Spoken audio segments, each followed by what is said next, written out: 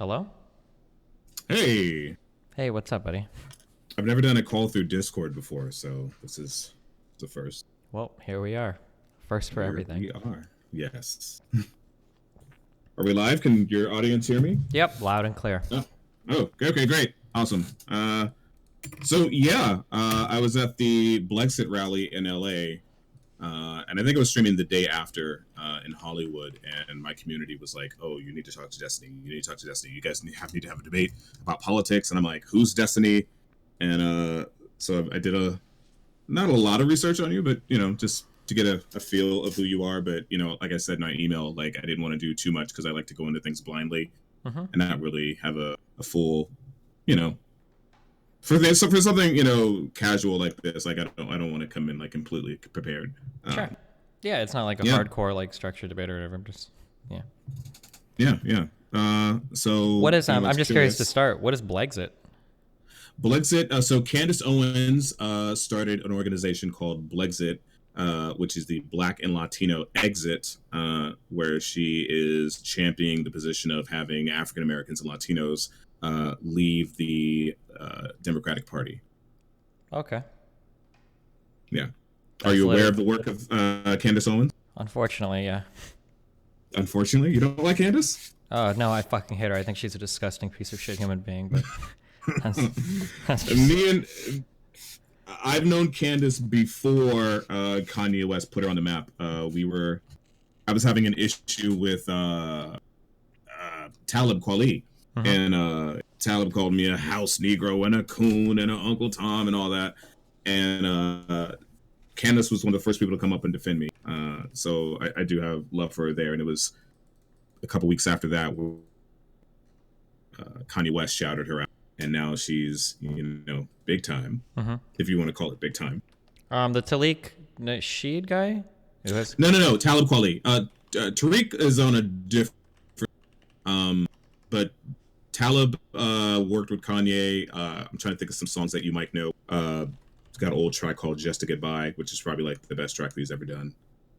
Okay. Just to get by, just to get by. I don't know if you heard it or not. Nope, but I'll take your word for it. Okay. I was making sure. I think I'm mixing him up with is it the Tariq Nashad guy? Who's like but it's not, he's not that guy. This is just like a rapper guy. No.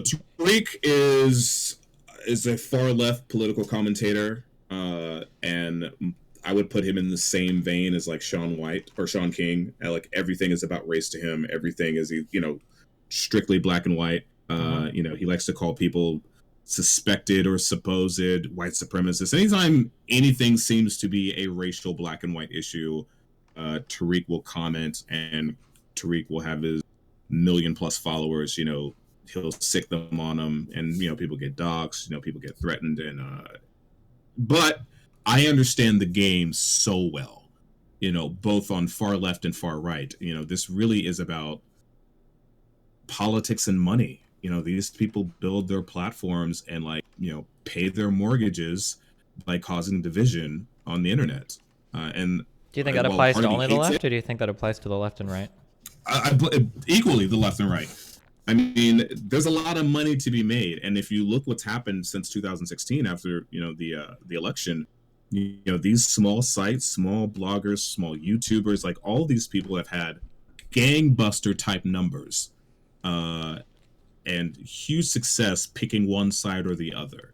And just as Andy was saying a moment ago while you were having coffee, he was saying that I'm trying to remember, that some of it's fake or not fake, but people get so divisive, and there's such this split that neither side can really get an edge way. It's all about confirmation bias. Either you're on this side, and anytime you're on a side, like for instance, Tommy Lauren, said that she was pro-choice, and people attacked her hard. They were like, "What do you mean? You're on the right. How could you be pro-choice?" Well, And wasn't she's she like, attacked "Yo, by mainly people on the right? Wasn't that the whole deal with her that's getting? what I'm saying. Yeah. That's what I'm saying. She purports herself as someone who's a right-wing figure, but she came out and said that she was pro-choice, and they're like, "Whoa, how could you say that? What do you mean?" And she's like, "Yo, I'm a woman. This is what I believe." And that's part of the problem is there's no gray area. There's no one can have, when you pick a side or lean one side, everyone assumes that it's either this or that. Either you're pro-abortion or, you know, pro-choice. Either you believe in trans rights to exist, or, you know, you want them all to like just be buried underground. Either you believe in affirmative action, or, To you be know, fair, let isn't everybody like die. pro-abortion, anti-abortion? That's a pretty big Republican point, isn't it? Like, Yes and no. I mean, I think it depends on how you focus on it, and depends on. Well, I'll give you an example. Yes, I think a lot of Republicans are staunch pro-life. Especially, you know, for example, Ben Shapiro, like that is something that he rails on. But I think that comes from a religious ideology, that he believes, you know, at conception you are alive, and anything that terminate that is equivalent to murder. And I understand where he's coming from. I don't personally feel that way. One, I'm a man, so I don't give, you know, plus ain't got shit to do with me. So until I'm put in that position, I don't really have a strong opinion one way or the other. However, I will say that while I do in many ways support the efforts and the mission of Planned Parenthood, that a woman can make whatever decision she wants, I hope she makes what is best for her and her life, whether that is keeping it or giving away or aborting or adopting. I will say that I definitely have issues with Planned Parenthood given the statistics of who they give services to. what do you mean by So that? I'm African American. Well, so are you aware of the inception of Planned Parenthood and Margaret Sanger's comments in the early days? I've heard some of these talking points before. Do they really matter that much, though? In a way, well, yes and no. So in today's age, not really. Yes, she's a staunch racist. Yes, she wanted to control the African American population, and so forth. However, that doesn't negate the fact that the vast majority of people that seek services, especially abortion services from Planned Parenthood, just happen to be African American women. So when I look at my population, as we're 13% of the population, and I'm like, okay, why is it that the majority of the people they serve happen to be people of color? And is that because people of color are not getting education on safe sex? Are they quote unquote marketing in these areas? Not, and I'm not saying nefariously they're trying to lessen our population or do something to, you know, prevent us from reproducing. But when you see those numbers, you know, and you look in other areas, I'm like, yo, I want my people to thrive. I want us to, you know, to grow and be fruitful and so forth. Yet there's this organization that, you know, hundreds of thousands a year, hundreds of thousands a year are potential additions to my people that will never get the chance. Do you think that it would be Now, positive for the black community to have more children born out of wedlock and out of families? oh, absolutely not. Absolutely not. Well, wouldn't all those children that are being aborted contribute to that number then? And then therefore They higher would. crime rates, lower income?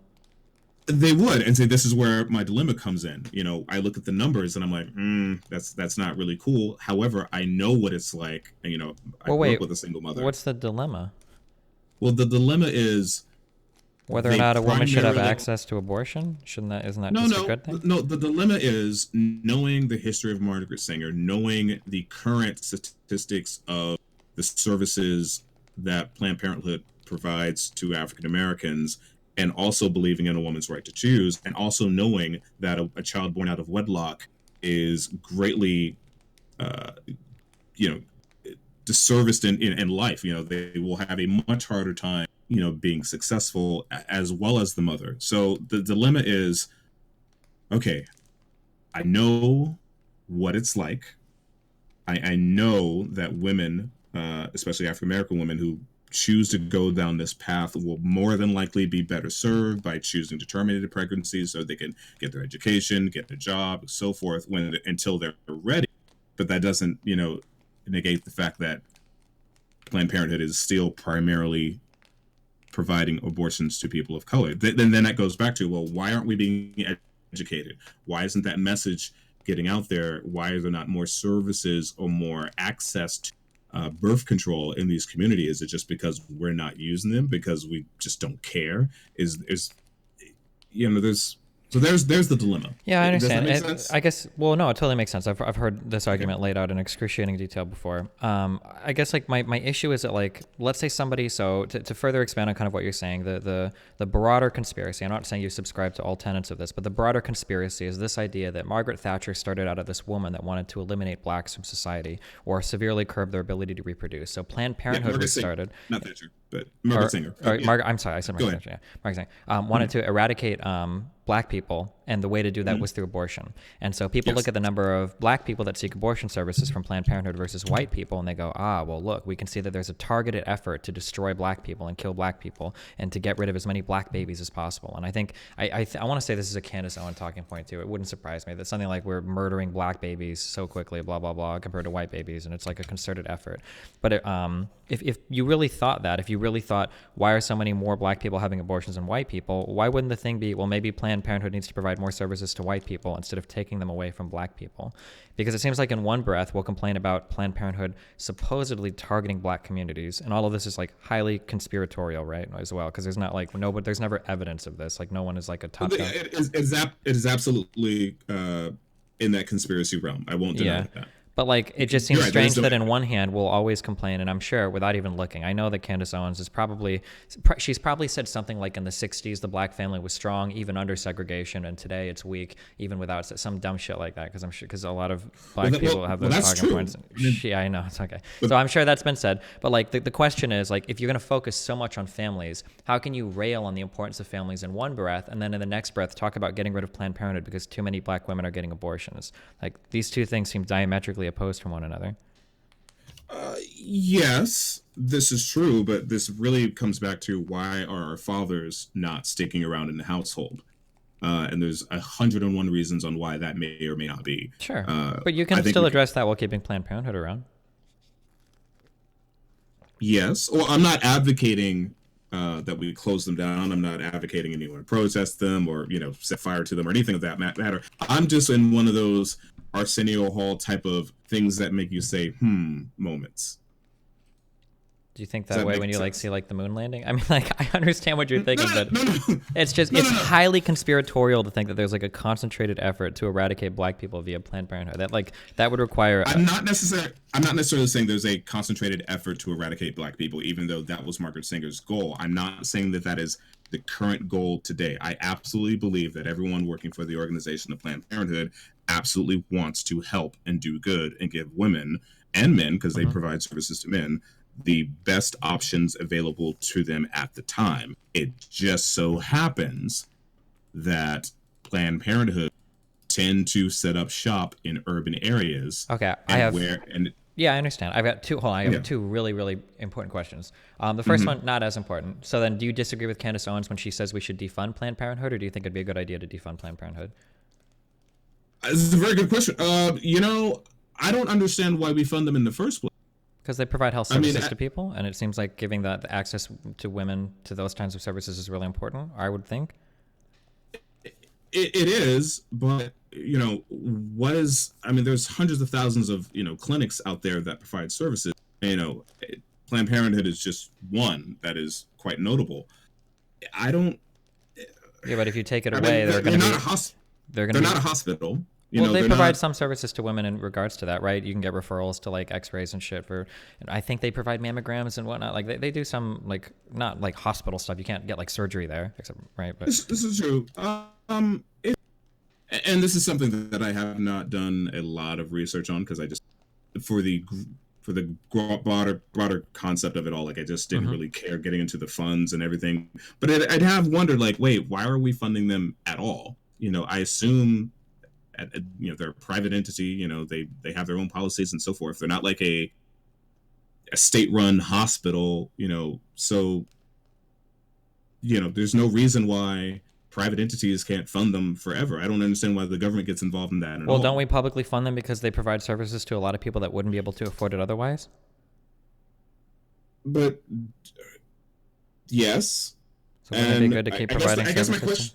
I guess my question would be, and I don't know this, like I said, does the government, state, local, county, etc., give funds to every clinic? I don't know. I don't know if there's like a process that you go through to apply for either approval to be used for like Medicare, Medicaid, or if there's some other way to get funds allocated to you from the state or either from local governments or federal governments. I'm sure there are processes for medical places to get those types of allocations. I mean, there must be, right? And that's kind of what I'm getting at. Like, if they're going to be private, then be private, then figure out your funding on your own. And if you just want to do it, find a wealthy billionaire out there that wants to like dole you with money, then great. I got no problem with that. I'm just, and again, I don't know the facts of it, but like, it just, a part of me just says like, wait, why are we giving them money anyway? Like, is there a process? Does every clinic out there, get government funding or state funding or county funding, local? I'm not sure. But it just seems to me, and also, I think last year they gave $40 million to lobbyists. That's a lot of money. Is it? It's a lot of money that could have been better served. Well, yeah, it is. $40 million to lobbyists is a shit ton of money, and that money could have been better served for their patients. So why are they at Capitol Hill lobbying, for whatever it is they're lobbying for, and why do they even have to? Sure. So I think that one of the misunderstandings of this is it seems like what we think is that Congress just writes a check to Planned Parenthood and then Planned Parenthood turns around and they spend that money on lobbying. I don't think that's exactly how these funds are allocated. I don't think that's how that works. So but that money came from somewhere. Well, sure, but the way that you get that money is for providing like care for people, namely like preventative care, right? So for Planned Parenthood, right, 60% of the federal funding that they get, okay, comes from things like Medicaid and Title X, right?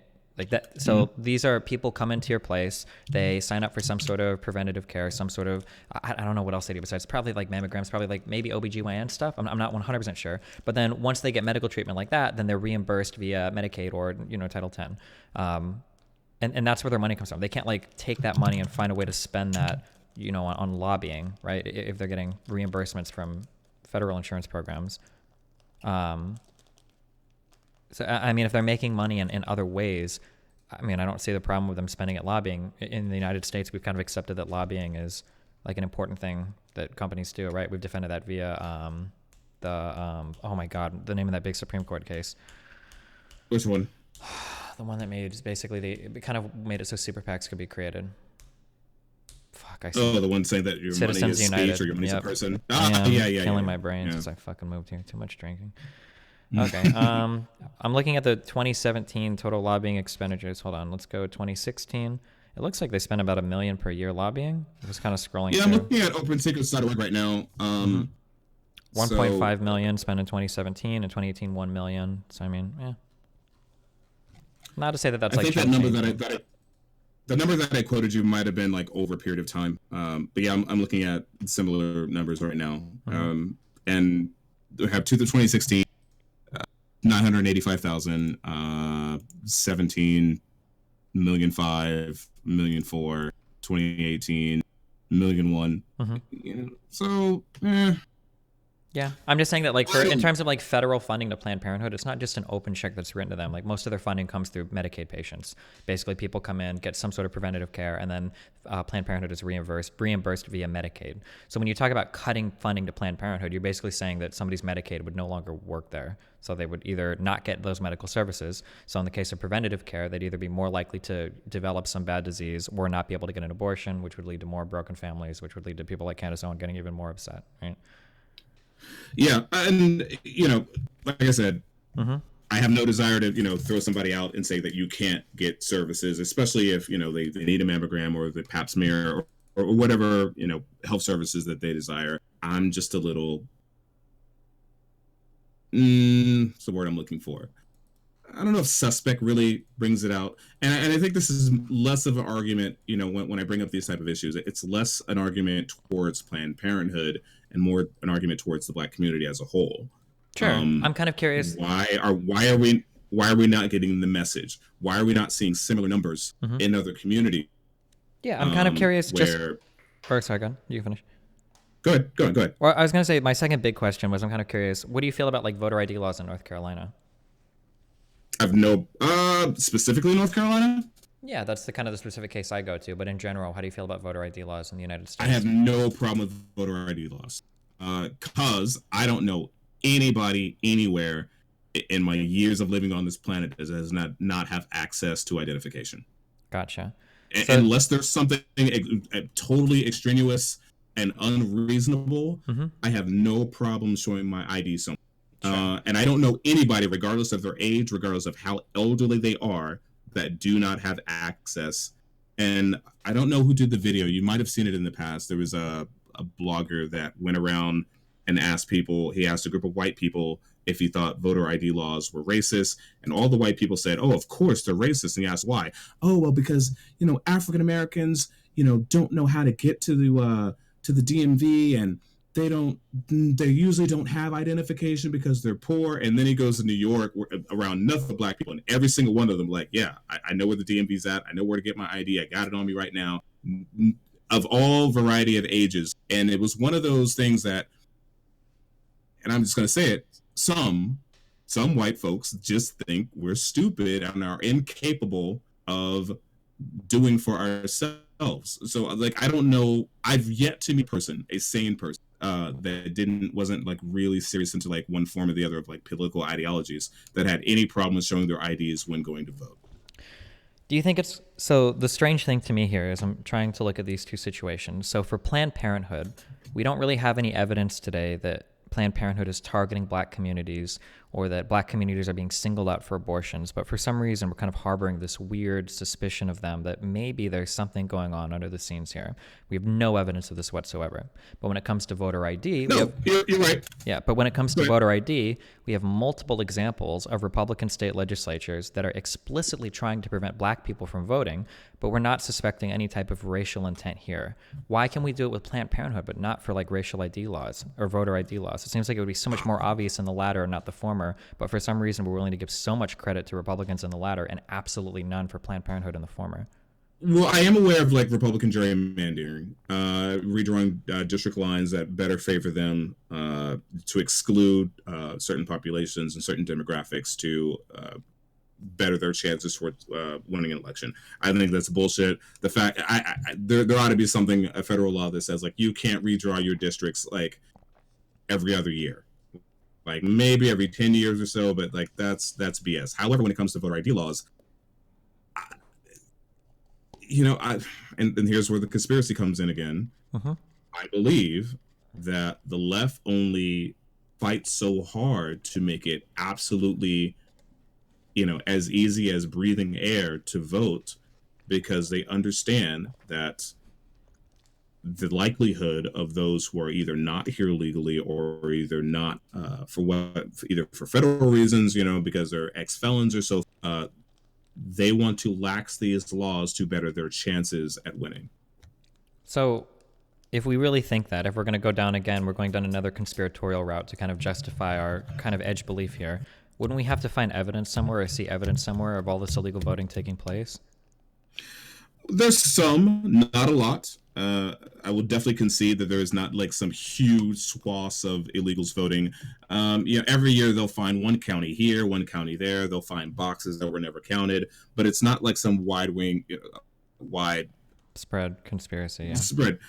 But then every year we'll see a county somewhere where they'll challenge it through the courts. The courts will refuse to hear it. There'll be blatant evidence. People will ignore it. I mean, is that really true though, or do these normally get thrown out? Wait, what do you mean? What happened in Florida? During the Bush and Gore. That was really controversial, and that was thrown out by the Supreme Court. I would have to go back. I'm not actually sure why that was thrown out, but but a lot of people say that election got changed literally because of the Supreme Court there. Fuck, I should actually go and read up on why they threw that case out. I don't understand. Yeah, but I don't think anybody who's an American, black, white, whatever you are, I just don't see how anybody has a problem with showing your identification to vote. You don't think it might be harder for certain groups of people to get an ID card? Any people who are citizens? Yeah. I don't know. I'm sure you could find me an edge case of someone who's disabled and elderly, physically can. What about somebody who just doesn't have a car or a job? Find you and be. What about? Do you think people that don't have a car or a job might have a harder time getting an ID? Well, I'm in the state of California. Recently, we have programs where like the DMV will come to you or a representative or so forth, or they'll come to the local areas and photograph people and process through that. What do you? I'm just curious. What do you do for work? Like just generally, you don't have to tell me like your exact job or whatever. I work in tech. Okay, awesome. Are you familiar with so when we talk about like UI design or web design, I don't know what it. Absolutely. Okay, so yeah, I don't know what exactly you do in tech, but like the design of a UI is so fucking important that if you like either put up one extra button or one extra page between like a customer and a point that you're trying to get them to engage with, you can lose like 20% of your visitors just instantly, even if it's something as stupid Absolutely. as like, yeah, exactly. Okay, awesome. I'm glad you're familiar with that concept. It's super important in web design. No, you can mess that up with color, with you know, positioning, tons of shit. Yep, you're absolutely right. The way you word it, you can throw people off and get rid of. Yeah. So if you understand this kind of like principle of design, isn't it really obvious that if we say that some people need to utilize an extra program to procure an ID, people that don't work and don't have people that don't work and don't drive, that we're going to drop a lot of these people from actually getting an ID to vote? Like just statistically speaking, more so than like a working class person that has a driver's license and goes to work, right? If that be true, but it's like, okay, and I see where you're getting at, but if your argument, I'm not saying this is, but if your argument that is, or those who believe it, like, okay, well, we shouldn't have good voter ID laws, you know, because it's too hard to get to the DMV, or it's too hard to get to this location to get a photo, or it's too hard to fill out this form, but it's not too hard to drive to the polling office. And see, the polling doesn't, well, those who can vote by mail, which they don't require you an ID there. Well, so voting offices are typically, or at least in what I'm familiar with, I could be wrong, but most polling places are open quite late. The DMV can be, and also polling offices should be able to accommodate your community. I don't know if people go to the polling office and wait like 3 hours. I just moved to California and I want to schedule a visit for the DMV. I literally haven't done it yet because it's like fucking 2 months out for me to do it. I'm not saying that this is like every person, but like it's possible that, it's probably likely that getting a driver's license at a DMV is more of a challenge than just going to a polling place, right? It depends on the county. But I mean, generally speaking, I'm sure getting there's areas where it's extremely. I'm sure there's areas where it's difficult. I still think we're talking about an extremely small percentage of the population that does not have access. When we actually look at like all of these percentages, right? So for instance, if we look at percentage of black versus white without ID, it always comes out that like percentage wise, like twice as many African Americans as white people don't have the IDs necessary to vote, where a lot of these laws are being, it's 3 times as many. So Eric Holder said, it referenced recent studies showing that 25% of African Americans compared to 8% of white people lacked the government issued photo IDs that would be needed to vote in a lot of these places. Could you say that again? So here, I'm sorry, I'll just throw you this. I'm not trying to ambush you with anything either. If you want to. Okay, no, I'm listening. Yeah. So the PolitiFact did a fact check on this, and they came out with mostly true. So I'm guessing the statement is mostly true. So Eric Holder referenced recent studies showing that 25% of African Americans and 8% of white people lacked government-issued photo IDs. So it seems like if we were to set up a roadblock against people that didn't have photo IDs, statistically speaking, African Americans would just be impacted more than white people. No? Well, yeah. I think that's generally the problem that people have, but yeah. I'll have to investigate this. 25% of African Americans, 8% whites. I think that like for my biggest, I'm kind of wondering the reason, like why 25% of African Americans wouldn't have a photo ID. That just seems so like the reason that people to me. Yeah, I know conservatives always want to kind of like roll this around, and I know you were tempted to do it earlier, even if you didn't explicitly do it. The point of that video you were talking about was probably to show that liberals are the real racists, because liberals think that black people are too stupid to get IDs, et cetera, et cetera. Well, it is. I sent you a link. It is produced by Fox News, so sure. Yeah, but like I don't think it's so much that, so much as it's just like you have to kind of engage with reality. Like chances are the average black person is going to be less capable of getting an ID than the average white person. It's not because they're black or because the white person is white. It's because a lot of this is probably determined by socioeconomic status. And white people in general tend to have better socioeconomic status than black people in general, which means that a wealthy middle class person is probably going to have an easier, like every middle class person is probably going to have a car, probably going to have a driver's license. It's going to be harder for like a lower class person, and black people are probably more likely to occupy that lower class place that would make it harder to either procure the necessary government ID to vote or to make the time to do it, right? Well, statistically, I know that to be true. On the economic front, I understand the economics of that. But a ID is required to do next to everything in this country. Yeah, but again, So if you don't have a job or a car, that's like I mean, 99. You don't need an ID past that point, right? Like, yeah, but okay. So here's where my privilege is kicking in, mm-hmm, when I'm wrong, I'm wrong, and when statistics, show mm-hmm, me otherwise, I'll be happily, to admit, that I'm either mistaken or I need to research more. mm-hmm, But when I hear, when you say like, okay, well, what about people without a car or a job? mm-hmm. Are these? Well, we have. Well, I'm going to stumble over myself because Yeah, that's fine. we have a right to vote. So that is a Arguably our right. most important Everyone, constitutional right or obligation, some yeah. people would say, but yeah. So everyone, regardless of your status, economic or otherwise, you have the right Mm-hmm. to fill out a ballot and have your voice heard. I just personally believe that we're in a day and age.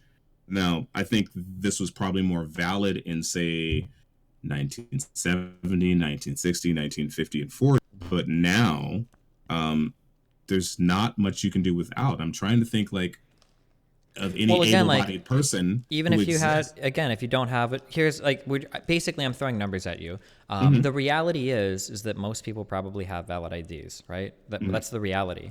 But the other Yes. reality is that when we're talking about, is it 180 million people that vote? I don't remember the exact numbers. But if we go through our whole pool of registered voters and we say you need a valid ID to vote, even though it's going to be a percentage, we're still going to be cutting out millions of people there from potentially voting. And of those millions of people, black people are going to be highly overrepresented compared to white people. And that's kind of the problem, right? Even though most black people can get IDs, yeah, there's going to be more per capita black people that can't get IDs versus white people. So you're kind of impacting the electorate there by having a law that you haven't demonstrated a need for. That's kind of my big problem with it. And I hear you, and and this is where I'll wax and wane saying, Mm-hmm. is it worth? And the truth, well, the answer is it's never worth it to deny an American the right to vote. But Yeah. just for the sake of argument, is it worth preventing X amount of people or impacting or adding difficulty to voting to X amount of people to prevent another subsection of people from voting Mm-hmm. that shouldn't be? And then it comes back to, well, do we have data that people are illegally voting in huge numbers? And then it's like, well, is one vote enough? Is one illegal vote enough to impact a greater number of people? And we see this throughout our society all the time with new regulations, new laws, new bills, where people are greatly impacted negatively to prevent something that only affects a small number of people. I'm trying to think of, okay, here's a weird example. Do you remember the old Pokemon toys in the Burger King kids meals? Which ones? The first would have been the year 2000. No, 99. Are you talking about the Pokeballs with like the gold medals in them? Yeah. Well, yeah, there was those with the gold medals, and there's also was ones that they gave in the kids meals. The gold ones you had to buy for like $4.99. In fact, I just got rid of like 6 of them. I gave them away on Reddit gifts. Gotcha. What about it? But there were smaller ones. In fact, I have one on my desk right now. Like 7 kids died choking on them Mm-hmm. for toddlers putting them in their mouth. Mm-hmm. Now, you can't choke on them, but you, in theory, and you could wrap it around your face and suffocate. I don't know how it happened, but they removed them, and I think I'm sure they paid the funerals for the kids that died and said, hey, bring them back, we'll give you like a free thing of fries. Okay. And this is a very weird analogy, but because of a handful of unfortunate, unlucky people, suffocated on these, they decided to remove the entire thing, even though millions upon millions and millions of people have them in their home, have played with them, and had no effect whatsoever. Probably a bad analogy, but that's kind of where I'm getting at is, we see this throughout society all the time where new laws get in place that greatly impact a large number of people to protect a very small number of people. And then we'll argue if it's worth it or not. Is it worth it to have this law that, How about instead, so my main issue with this is I'm going to say that purchasing Pokemon toys is not one of our most fundamental constitutional rights. So if we did block it, I would be okay with that. But we can actually use a better analogy here, and one that absolutely perplexes me. What you're essentially saying, or maybe not you, I'm sorry, but Republicans in general will make this argument that it's okay to put up a minor roadblock or some sort of roadblock into voting because we can prevent some potential harm, maybe even some demonstrated harm by it happening. Even if it's just a little bit of harm, we should absolutely protect the sanctity of our voting process, right? Well, why is it that when we talk about gun legislation, Republicans immediately run that back? The importance of us and our ability to own firearms is so fucking important that we won't even allow the FBI to put people on a no firearm list. We won't allow the ATF to effectively regulate or monitor people that own guns, even though we can demonstrate over 30,000 people a year are dying. Every single year they're dying. But the constitutional right to own a firearm is so fucking important that we're going to do everything we can to prevent legislation related to firearms. Why do we think about it that way when it comes to guns, but then when it comes to voting, fuck it, we can make it a little bit harder to vote, right? Well, you can make it harder to vote, and also, okay, well, I would love to talk about guns. Last thing on voting, there is a solution there. So let's say we input voter ID laws. If you're going to do that, I would say that you can't implement those laws unless you give the opportunity for those that absolutely cannot get to the DMV or cannot get a photo ID by some other method. You have to come to them. Sure, I think that if Republicans were to if Republicans were to put forth a thing where they're saying like, oh, you need ID to vote, blah blah blah, but we're literally going to mail free ID to every single American or whatever, I would be a lot more closer to being on board with that if they were proposed alongside each other, for sure. Yeah, and I think I don't think anybody would ever have a problem with it if they said, listen, you need ID to vote. If you absolutely can't, we'll come to you. We'll bring a van, a sanctioned van, with a green screen and a Canon or a Nikon or something. We'll snap your photo, you fill out the paperwork, we'll send it to you in 6 weeks. I don't think anybody would have, and I think that's a great compromise for those that are pushing legislation for voter ID laws. And I think the left and the right would agree with that. But sure, you get a lot closer to it. See that people would still argue that you can run into problems with, say, homeless people, or some groups of people might be more predisposed towards having trouble getting like a valid mailing address or something. Right? You could find, but the problems there would be way more narrow, and you could actually address these. But if the suggestion for voter ID was coupled with mailing a national voter ID, I think people would be a lot more on board with that for sure. Yeah, and I'm down on that. But as for guns, I'm super pro gun.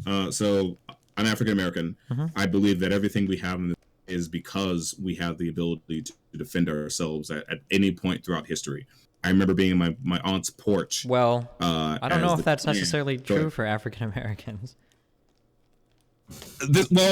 Historically, when white, I'm thinking of like two big examples. So there was a group of white people in the West. I should remember the fucking state. But basically, a group of white people actually took over federal lands using their firearms in order to secure it from federal agents. I saw that. They ended up killing that guy. They killed one guy. Anyway. Well, these people had actual standoffs with FBI agents, right? Like guns pointed at him and everything, right? And they let him sit there, which was bizarre as fuck to me. Like, not a left or right issue, but I was like, wait, you guys let them take over a federal building and just left?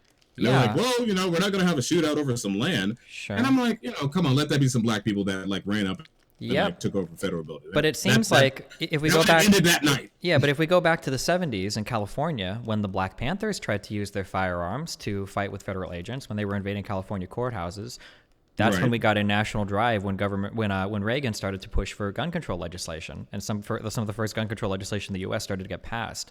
So this idea that guns help protect everybody, I don't know. It seems like it's slanted a little bit in favor of certain groups of people than other groups of people. Well, the people that was Jerry Brown the governor at the time? I'm not even sure actually. But... in the 70s, I believe so. And Jerry Brown has been anti-gun. He's no longer governor now, but Jerry Brown has always been severely anti-gun here in the state of California. Mm-hmm. We used to have open carry. It wasn't until black folks started open carry that they were like, okay, we can't open carry anymore. I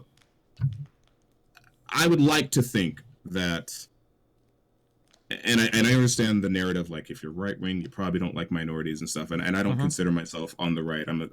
Anytime someone asks me, I say I'm a left-leaning liberal centrist. And I see the reality in everything.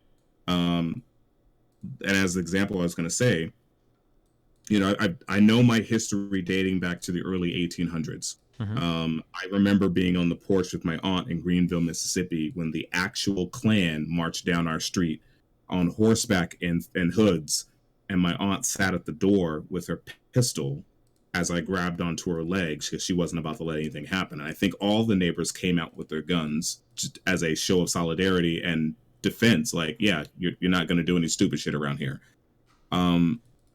We know, and this is where I would say to my friends on the left that's saying like, oh, we need to get rid of all guns. I was like, well, if you really believe that, and you also believe that minorities, people of color are like overly targeted, why would you want to take away the only thing that they have to defend themselves? Yeah, I mean, I understand what you're saying. I don't necessarily agree. I'm sorry, I should have said, for the record, I'm pro-gun. Or I was until I moved to California. I had to leave everything in Nebraska because the state is fucking Nazis fuck about guns.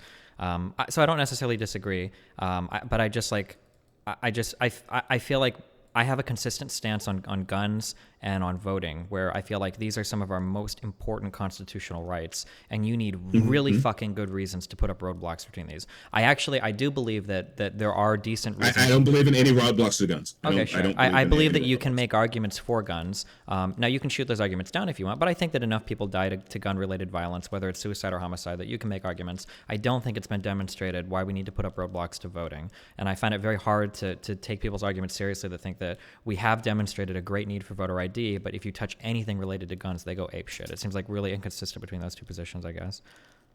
No, those are valid arguments. And I probably don't have a very strong opinion about voter ID laws because I'm not affected negatively by them appearing.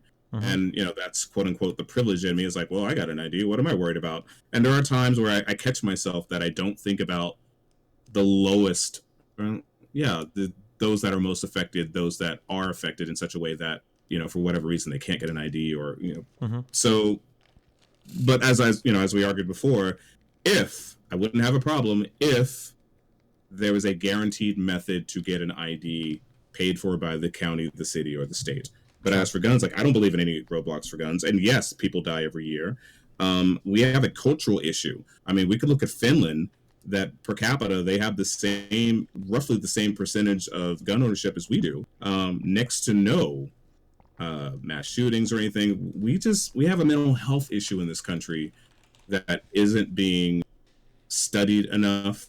And if I'm not mistaken, and this is where I will definitely crash down on the right, I believe the NRA is, not the NRA, but I believe the CC isn't allowed to do investigations on mass shootings. The CDC isn't allowed to study it directly, no, or it's been blocked from it. Yeah, which is absolutely BS. Like, there's a lot of things the CDC should be discussing, setting. Like, for instance, I want to know why it is that hot 20-year-old teachers want to fuck their 15-year-old kids, students. There's too many of them for there not to be some sort of correlation between them all. And I don't know if it's hormones, something in the water, drinking, but there is something that is making teachers want to bang their students, and I think someone needs to investigate it. Equally, there is something that makes people go off and want to kill everybody in the neighborhood or at a mall or at a shopping center. And I think the argument generally is that like a gun is essentially a force amplifier. That if one of these people show up in another country, the worst they can do is grab a knife, and killing 10 people with a knife is really fucking hard. But doing it with an AR-15 is pretty fucking easy, right? Yeah, and here in the state of here in California we have you're not allowed to have a magazine over 9 bullets, I believe, or 10. Super cancerous, which is stupid. I mean, I can show you all kinds of scenarios in which 9 bullets is not going to save your, or if you're really into like some trouble, 9 bullets ain't going to help you. I've seen a video online where some people run up in a woman's house, and it's 3 of them, and they all got guns, and she comes out and starts shooting and empties the clip quickly. She shoots the whole load, but she's got 3 people in her house willing to do her harm. Yeah, I understand. I'm really big into guns. I really appreciate it. I think I saw a report a while ago. I think police officers fire anywhere from it's 7 to 13 bullets on average to bring a person down, assuming you're shooting center mass. 10-round magazine is going to be pretty hard. Like bringing down one person, assuming you're hitting every single shot in good parts. Like, Yeah, I understand Yeah. having. Yeah. And I've heard people argue like, oh, well, why do they have to shoot him so many times? Like, people who haven't shot a gun or doesn't understand like what it's really like, when the threat is in front of you, the mental state that you have. Like the goal is to put something down until it stops moving. Sure. As long as it's a threat. Just curious, how have you felt about the Covington High School or the Covington student incident at the Lincoln Memorial? It was honestly so stupid. I didn't care. I thought both sides were getting way too mad for no fucking reason. Did you watch the entire video, or have you investigated? No. I was skipping through parts of it though, but basically, what I think the gist of it, what I got was there was some group of people that were there to protest abortion stuff, which is what the Catholic high school kids showed up to do. And once they were there, they had been there for some time maybe, and I guess a Native American tribe showed up with drums to march and do some peace prayer or whatever, and then they kind of got into like some weird standoff shit that got recorded and uploaded. But that is partially true. I'll give you the gist, but since you're not really into it, I'll just spout it out for the sake of clarifying of what actually took.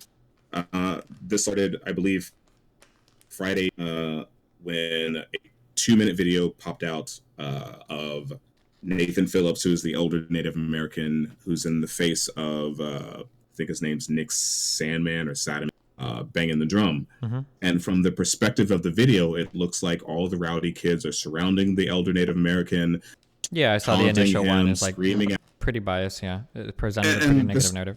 Yes, and the story that came along with it is that they were calling him names, saying, build that wall, get out of America. But when I first saw it, I was, okay, I didn't hear anybody say build that wall, and I'm looking at the faces of all the students, and most of them looked confused. And I'm like, okay, I'm not really seeing the taunting. Yes, the kid in front of the Native American is kind of smirking, but something just didn't seem right to me. So, of course, all the celebrities get involved. Kathy Griffin was like, someone needs to punch this kid in the face. In fact, a lot of people said that. We had journalists calling for their deaths. They've gotten fired since then. And it seemed like a pretty one-sided issue. And I was embarrassed to watch it. I was like, okay, because I'm one of those people that, while you won't see me in a MAGA hat, I think our country shouldn't be so divided that we want to punch people just for like their political ideologies. We weren't like this before.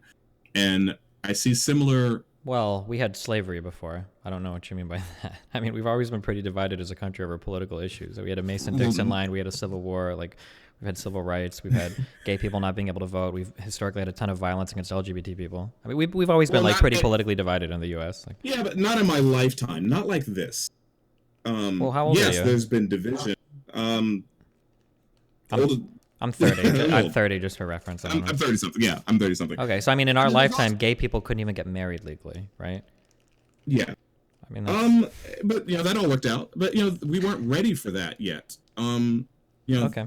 This is a very Christian nation, and a lot of people, left and right, were like, hey, dude, when Prop 8 failed in California, it was mostly black people that voted against it. Black people weren't having that. And I didn't care one way or the other because I've grown up around all, gay people, trans people, foreigners and whatnot. So I'm like, yo, let people love. Like, I don't want to make it a huge political issue. I'm just like, yo, let people be. If it ain't got nothing to do with me, do you. As long as you ain't hurt nobody, have fun, smoke your weed, have orgies, just be you. Unfortunately, there's groups out there that just really want to get in people's bedrooms. And I'm hoping that the right and the left at times just stop worrying about stuff like that. But yeah, those were things. But you didn't see people fighting in the streets over their political ideologies. At least we have. Like I mean, we've had before, but not like this. We've had a lot of violent riots and shit. I mean, that whole Vietnam era was a bunch of there was a lot of violent protests over that too. We've had a long time ago. Fuck, what was that movie? The one with fucking Leonardo DiCaprio and the other guy, like based on like the Manhattan riots and shit. Like we've had a lot of violent fucking shit in this country. I don't know how like much we kind of gloss over our history, but yeah, we've had. Yeah, the LA riots in the 90s. Because we didn't have Twitter back then. That's probably that unironically, I don't know if you're joking or not, but that's probably true, right? Like we blow up every. No, I'm being serious. Yeah. I'm being ironic and serious. Yeah, Like the we Rodney don't King care riots. about I'm those pretty things. sure Like, some people rioted over the OJ shit, didn't they? Like we've had oh, tons of absolutely. riots in this country for shit like Oh, that. I got a TV from the OJ riot. No, from the Rodney King riots. A TV popped up in my house. I asked my grandma, TV. She's like, don't worry about it. And like, not to like downplay anything, but like we freaked the fuck out over what was the BLM riot? Where like, what was the big one that everyone talked about? Fuck. Oh my god, why am I forgetting all this? The big BLM riot where people point to that and show that all of BLM is violent because of this one. Was it Ferguson? Yeah. How much damage was even? Were there even people killed in that? I don't remember. The Milwaukee, Baltimore. I mean, there's been a few. I'm trying to think of the big one. Ferguson riots. Look at the Wikipedia page. Okay, one person was killed during that, and 10 people were injured during the Ferguson riot shit. Yeah, pretty messed up. For comparison, but during the 1992, for the Rodney King shit, 63 people died. Like, 9 people were killed by the cops. Wow. And as many as 2,383 people were injured, with material losses varying between $800 million and $1 billion in 1992. So, like, I'm just saying, like, this idea that, like, America's been this super peaceful place, and then all of a sudden we've got this political unrest, like, I don't think that's... I'm not... Oh, no. I'm not saying that we've been peaceful all this time. I'm saying in my lifetime, I am seeing a unique division. Well, this is your lifetime. I mean, I was born in 88. I imagine you were born sometime in the early 80s. I mean, so you were at least, 8 or 9 years old when these riots happened. Like, I mean, it was... But... Yeah, okay. Well, they happened, and then they went away, and then we stopped talking about them. Yeah, and with things happen, we don't talk about, like... Well, I mean, I'm sure we're not going to talk about... We don't talk about 9/11 anymore, really. We don't talk about, like... Yeah, I mean, we stopped talking about things... Yeah, sure. Well, and we also have a media that, when something happens, it gets put on the 24-hour news cycle, and they beat it over our head over and over. Now, yes, during Rodney King... Every night at 6 for almost, a month, it was like, all right, 6 o'clock, turn on the news. Let's watch the Rodney King beating again. We didn't have a YouTube back then, so that was the only way to get our information. Mm-hmm. And rightfully so. It depends on how you look at the situation. Like, our country had not seen things like that prior. Yes, African Americans had often talked about how we were getting beat by the police. White folks never believed us. And this was the first time that I think America as a whole got to see what many African Americans experience every day. So this was an eye-opening moment for the country as a whole. Sure, yeah. Which was the whole point of kind of like BLM and stuff, right? Is to bring attention to the fact that this is a lived experience that a lot of African Americans have every day in the United States that needs to change. Yeah, and and that's more recent, and I think it wasn't too long ago, and I would say 2013, 2014. It's like, I live in the Bay Area, and it's not uncommon. We've had prior to BLM when that really became a thing. Like, yes, there's been a couple of rowdy demonstrations before Antifa was the thing. Black bloc demonstrations where they tear up and smash some windows and stuff. The cops would come and quickly defuse it, and that would be the end of it. We'd hear about it on the 10 o'clock news, and no one would ever speak of it again. And as we see in Portland, Seattle, San Francisco, Berkeley, other places, now we have hundreds and hundreds of people that come out in black masks with sticks and knives and pepper spray, will just tear up everything, and the cops will just sit back and watch until people just... and usually this is done under the guise of one side, one political ideology hating the other political ideology. And that is a new thing that I believe we're seeing. Like, it's one thing to riot over an incident where something took place that it's, I wouldn't say black or white, but, it's very clear that something has taken place that is noteworthy or newsworthy, and people come out and protest and demonstrate. And then now we're seeing, there's... someone's in office, or someone said something on Twitter, or... I mean, I feel like, and so I don't think police sit back and watch, like, Antifa, like, destroy shit. I mean, I'm sure they watch, like, riots, but once stuff gets violent, I'm pretty sure police officers move in, like, pretty quickly. And this is where I have an expertise in talking about something. This is where you were... Since I was there, at many of them, there were... God, what was the first one I was at? I'm trying to think of the dates, but I have been to many... scuffles with Antifa in Berkeley in San Francisco, and absolutely the cops will sit back and as they throw Molotov cocktails, spray people with mace, beat people on the ground. Wait. So you're telling me that there are places where police officers are observing Antifa people throwing Molotov cocktails and they aren't moving in to arrest anyone? Absolutely. Can you give me, what's one place where this happened? Berkeley, California.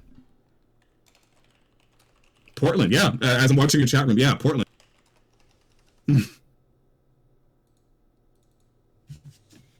Let me throw up a video for you.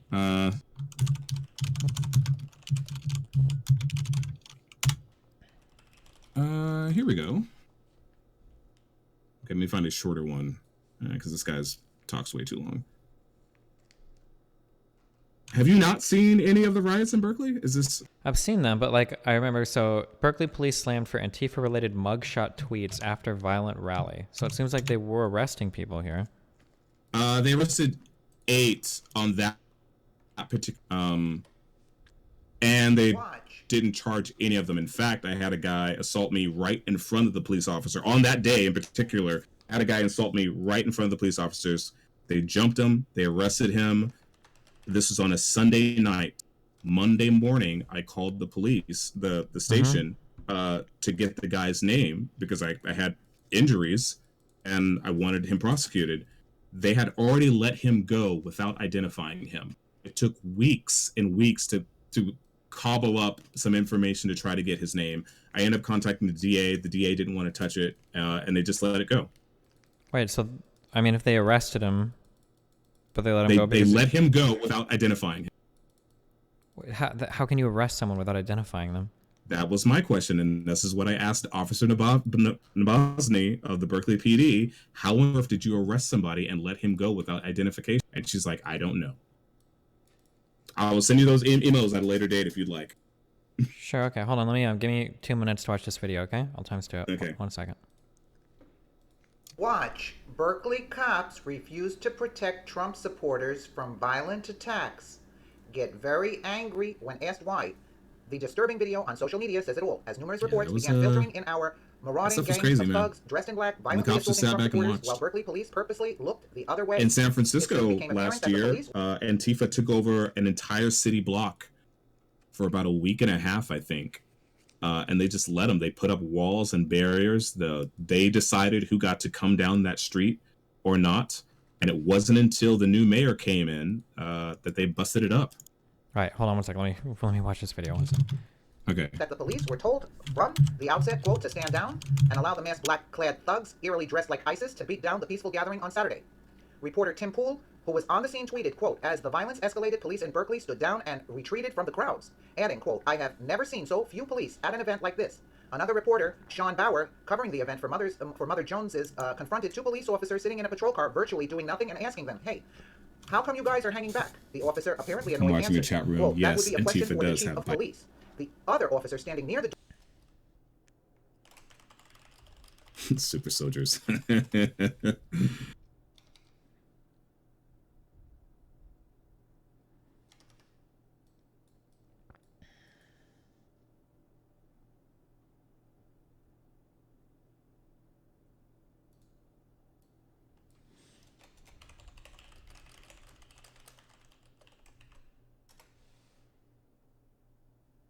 Does this article not exist on the internet anymore? door of his patrol car chimed in, quote, you want a public statement, right? I will watch. Let's take a look at this video.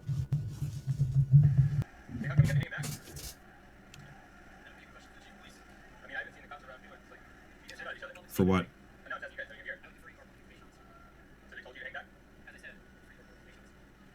I mean, it sounds like I don't think this video is proving anything.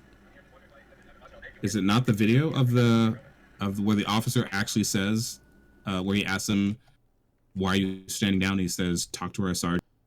Yeah, that sounds like a response that any police officer would give. It's not really his place to say, no?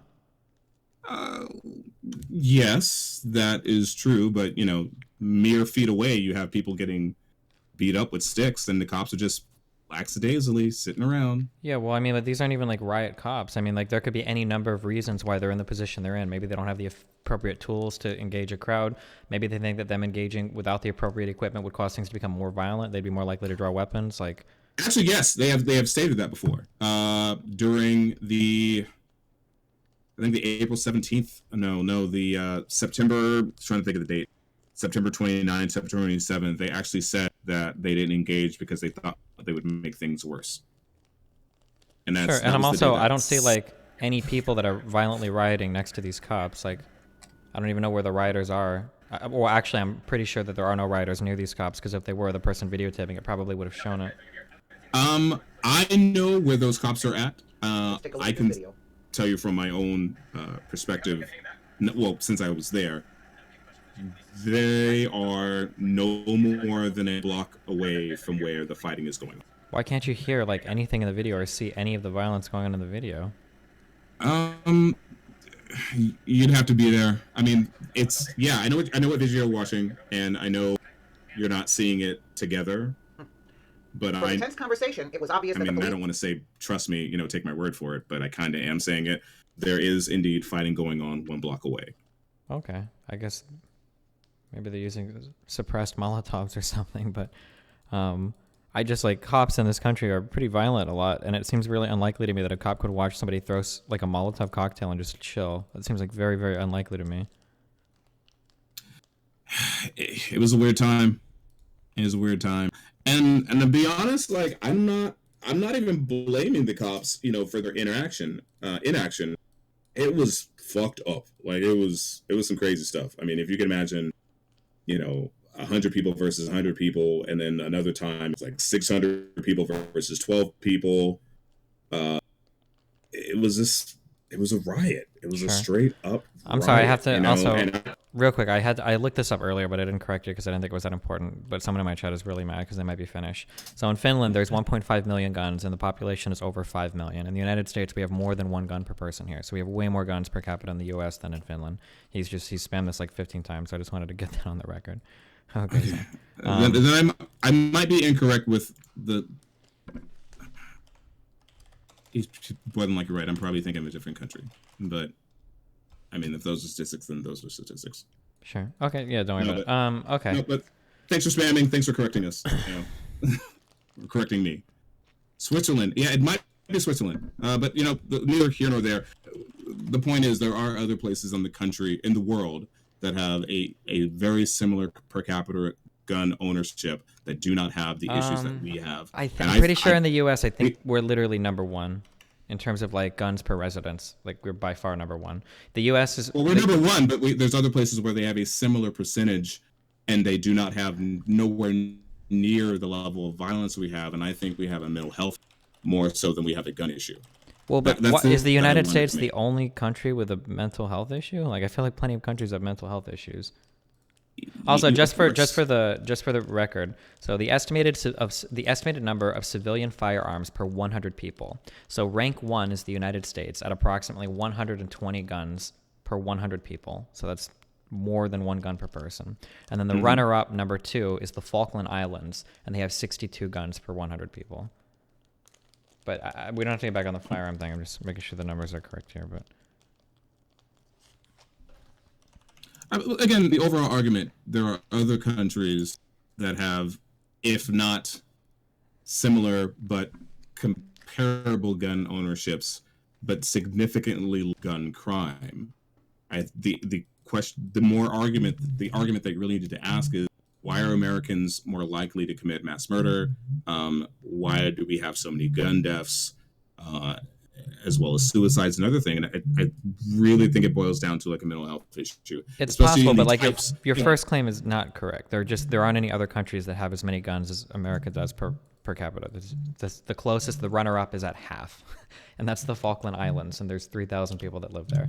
The next real country is Yemen, that has 52 guns per 100 people, and they're even having a fucking civil war going on down there. I'm not sure if that number is accurate, I guess, but because I don't know how they keep track of all of that. And then when you get down to like what did you say? So Switzerland is at 27.6 guns per 100 people. New Zealand is at 26.3. Sweden is at 23.1. But I'm actually looking at Wikipedia's countries by firearm related death. We're not even in. Thank you.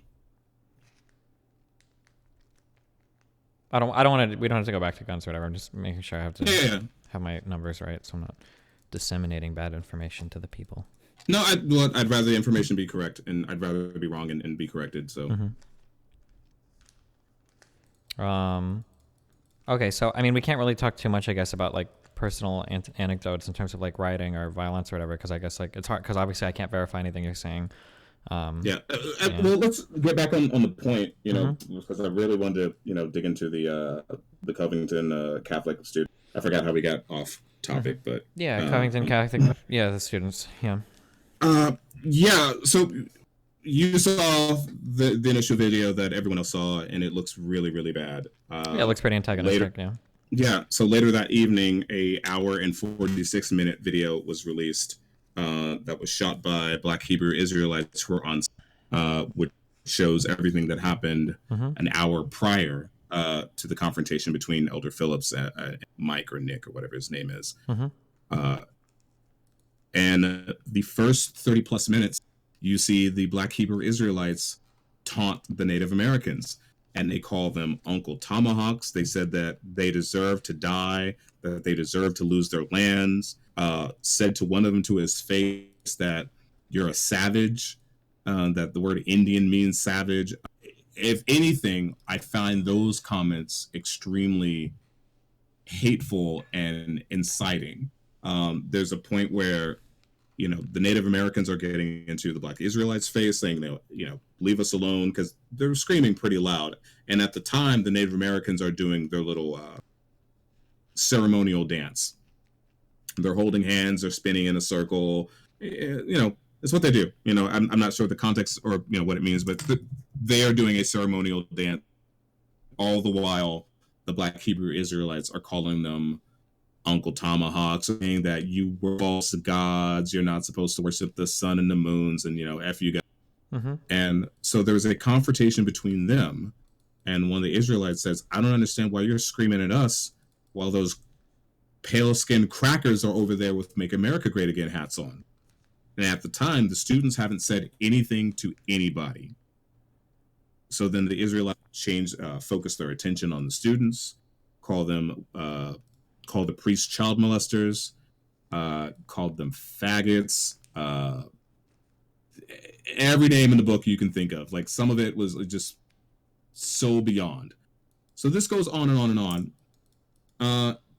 And as written by one of the students in a Facebook post, they had not said anything to them up until like the 45-minute mark or so. And one of the students asked the chaperone that was with them, hey, can we do our school chant? And he said, sure. So the students start doing their school chant with this, a rah, rah, rah, hoo, hoo, hoo, and, some synchronized, fist pumping and so forth. And this goes on for about 2 or 3 minutes. The Black Hebrew Israelites mentioned something about building the wall. And it was at that point where the New York Times story, where they said that Elder Phillips heard the students chant build that wall, which is inaccurate. No one ever chanted build that wall. It was only the Black Hebrew Israelites, Black Israelites that mentioned building the wall. And then you see Elder Phillips with about 20 of his group come over to confront the students. And they're already in the middle of their chant. Very synchronized, roof, roof, roof, yada, yada. And at the same time, Elder Phillips is banging the drum, which is almost in sync with the students, and they're already going. So when he shows up with the drum, the children think that the drum is in support of them. So they're now beating along with the sound of the drum. And some of them did the tomahawk chop, and the fist bump or the fist pump. And it looks bad. Because when you break it down into the very isolated 2-minute video that you see, it looks like they're taunting and it looks like they're jeering at Elder Phillips, but that's not the case. Okay, gotcha, sure. Thankfully, cooler heads prevail. The nation gets, it gets put out by a Twitter account. The Twitter account was 2020 Fight. Turns out Twitter ended up deleting that account because they suspect that it was made by a Russian bot back in 2016, which had like some a 300,000 subscribers or followers or whatever, and those were all linked to other accounts that did nothing but like all that account did was like put out like divisive information, where they selectively edited. It really sounds like a total Russian paint job. Sure. So the students going, they did a couple interviews. Even still, I'm still seeing accounts where people are saying like those kids are racist. They accosted that Native American XYZ, which never happened. And I think most people who actually care to know have gotten the full gist of the story. There's been 2 interviews. Both went on USA Today, not USA Today, but Good Morning America or one of those morning shows. Elder Phillips went, by the way, it was initially reported by the Washington Post that he was a Vietnam War veteran. That turned out not to be the case. He served from 72 to 76.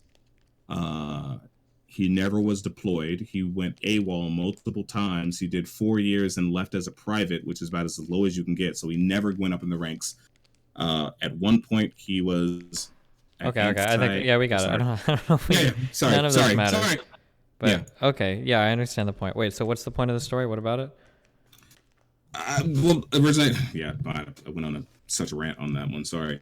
Originally, I just wanted to ask, like, if you had a strong opinion, which seems everyone's into right now. Not on this story. No, I don't care that much. I think it's very interesting that the initial account that spread the story was likely fake, though. That's the most interesting part of the story to me. But yeah, it fascinates me because what I'm seeing, even as the fallout is, the incident is long over with, I am still seeing reactions on Twitter that either you support the children or you support the Native Americans, but no one in any of this story is discussing the hateful comments of the Black Hebrew Israelite. Well, I don't think because nobody cares about them. Nobody takes them seriously. They're like the Westboro Baptist Church, like the DC. Yes. And here's what, and I'll end this on, because I know you don't really like the story too much, but what I really find fascinating is in 2009, the Southern Poverty Law Center listed them as a hate group, and yet the Southern Poverty Law Center did this hit piece on the students. And here was a perfect opportunity for them to double down on a group that they've already labeled as a hate group, that they could have, further, verified their findings. And yet not only them, but every news organization is absolutely ignoring their actions, their comments, their clearly homophobic, racist comments that they did that afternoon, and it's not even a factor in they the probably wouldn't story. bother, because again, does the Southern Poverty Law Center write articles on like every time a Westboro Baptist demonstration happens? Like, well, that group is so insignificant at this point, I think, but no, they don't. But anyway, what was the name of these groups again? I'm just curious about this hit piece article. Which one? What was the name of the group that went and protested? The Black Hebrew Israelite? No. The name of the kids, the school. What was it called? The Covington Catholic is the best way you would be able to find it.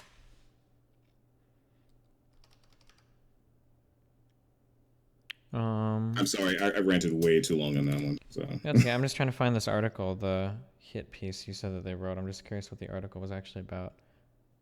On the Southern Poverty Law Center website, or?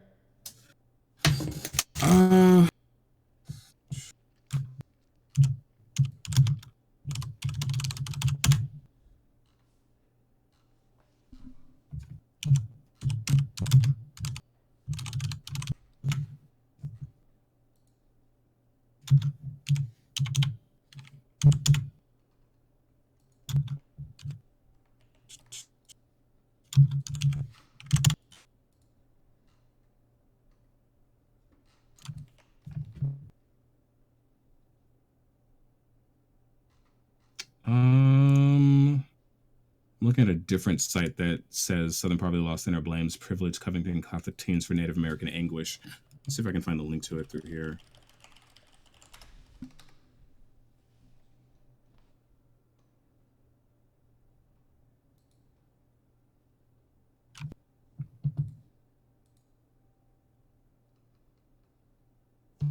Well, so while I'm trying to find this link, how do you or do you? Wait, how do I what? Sorry, you got cut off.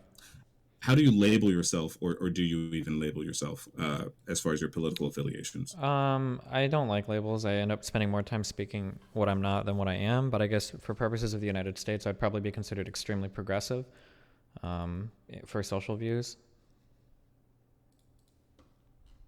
You broke up, but I think you said extremely progressive. Yeah, probably. I would be I would be considered extremely progressive socially. Okay. Okay. Yeah. I gave you my little bit before, but I would say fiscally conservative, social liberal, uh, in a lot of ways. Well, you say socially liberal, but you seem to be pro voter ID. You seem to be anti Planned Parenthood. I am skeptical. I wouldn't call myself anti Planned Parenthood. I even went to no more than a couple weeks ago, for some services. Sure, but if I were to ask somebody what they thought about global warming, like, well, I'm not like 100% against the idea of global warming. It's pretty obvious that you're like a big skeptic of it, right? Like, are you asking if I'm a skeptic of global warming? Oh, no. I'm just saying that would be like the comparison. Or like if I were to talk to someone about like evolution, yeah. If I'm like, what do you think about evolution? They're like, I'm not like, it's not that I don't believe in evolution, right? I would be like, okay, well, you're clearly skeptical of it, right? So, yeah. Well, man, I think skepticism is healthy as long as you're willing to accept facts, when they're presented to you. Like, I will never deny when people give me solid information. Sure, but in fact, I like being wrong. Skepticism in and of itself isn't necessarily a virtue. Skepticism is a byproduct of a healthy mind, right? That if you're thinking through things rationally, then it will lead you to be skeptical over some things. But if somebody tells me something like, like evolution is most likely true, I don't think that me questioning that is a good form of skepticism. That just sounds like a radical form of anti-whatever. Maybe you could even say postmodernism. To be skeptical of everything is to be skeptical of nothing, right? It's kind of an extremist position. I suppose. I'm not. Maybe. I don't know if I can answer that.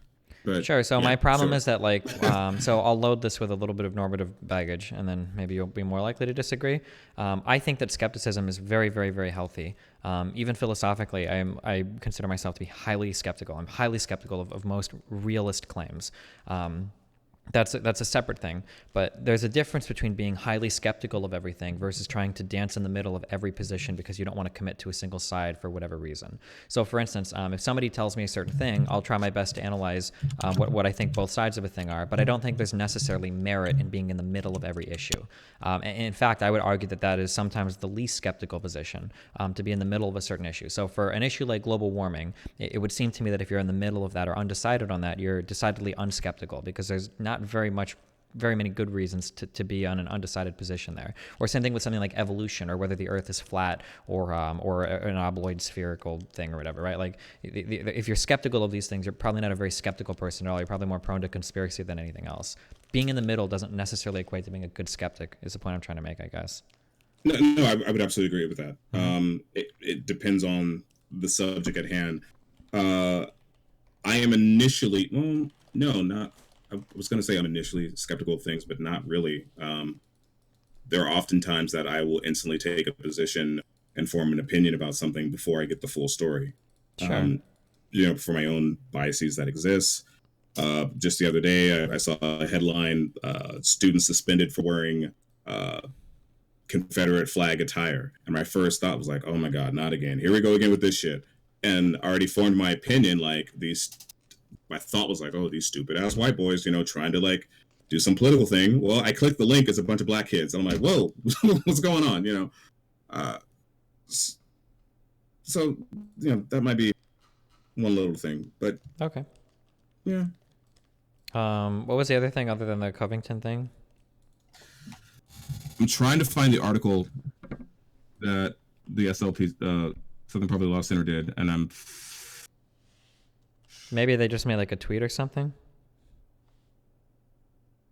I'm trying to find it in this link. Let me throw this. Yeah, I saw what you said. I googled it and I found the thing that references it, but it doesn't link to anywhere. So.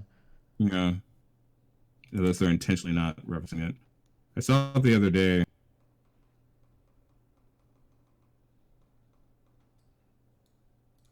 Anyway. Oh, it's just a tweet that they made. The incident involving students from Covington Catholic is harassment, but unfortunately not surprising. The racist rhetoric coming from our politicians normalizes hate across the country and in our classrooms. This was SPLC's Maureen Costello. Oh, it was a New York Times article that was posted. And so it's an op-ed. It was an op-ed that she wrote for the New York Times, I guess. Okay. Then that was probably the original New York Times article that I read. Yeah. And that's the other, and when there's dozens and dozens of videos of people in public wearing MAGA hats getting assaulted or screamed at or, abused in one way, shape, or form. How do you feel about that? Feel about what? Do you, I'm not going to use the word true. Do you have a visceral reaction seeing someone in MAGA? Yeah, I would probably instantly think they're a subhuman piece of shit. That would be my immediate response, yeah. Okay. And I assume you feel that way about anyone who supports the president, probably? Man, you would have to be an incredibly niche scenario to support the president. I'm not sure. Yeah, it would be really, really, really hard to think of a reason where I wouldn't think very, very little of somebody for doing so. Okay. So I didn't vote for the guy. I know a lot of people who did, and I can think of a lot of reasons why somebody would. Sure. Can you give me one? So in Central California, where a lot of the farmland's at, where they've been bitching about not having access to water, for decades upon decades. If I'm not mistaken, NAFTA would have made it extremely difficult, or at least more expensive, for farmers in Southern California to sell their wares. And I'm not 100% sure on this. I read a couple articles, but I didn't do any deep dive research on it, so I could be incorrect.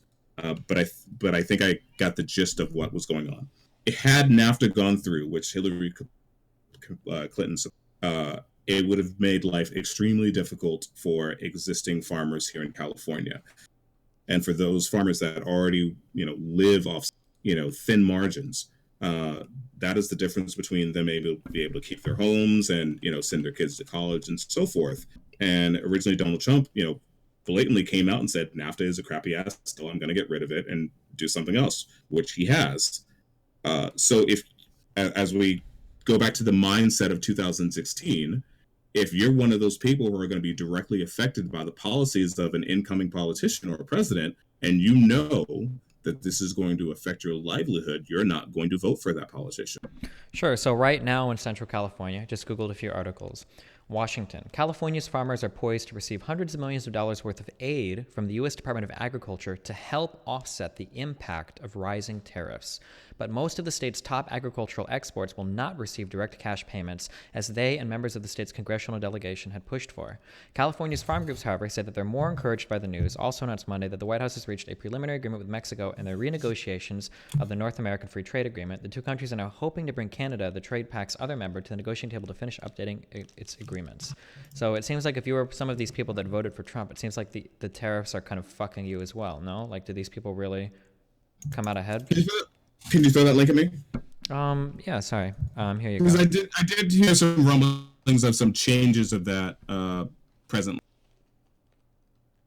The aid package, in comparison, so just reading, it's extremely welcome news, said California Farm Bureau Federation President Jamie Johansson, who noted that Mexico is the 5th largest export market for California's agriculture. Canada's number 2. The aid package, in comparison, and it's quoted, will fall far short of the potential loss of revenue, and then end quote. California farmers stand to suffer as the result of trade spats with China, the European Union, and other parts of the world, Johansson said. But we knew all along that this would be the case. I'm reading this article. Okay, I'm focusing on this part. It's like, this is extremely welcoming news to the California Farm Bureau Federation and Jamie Johansson.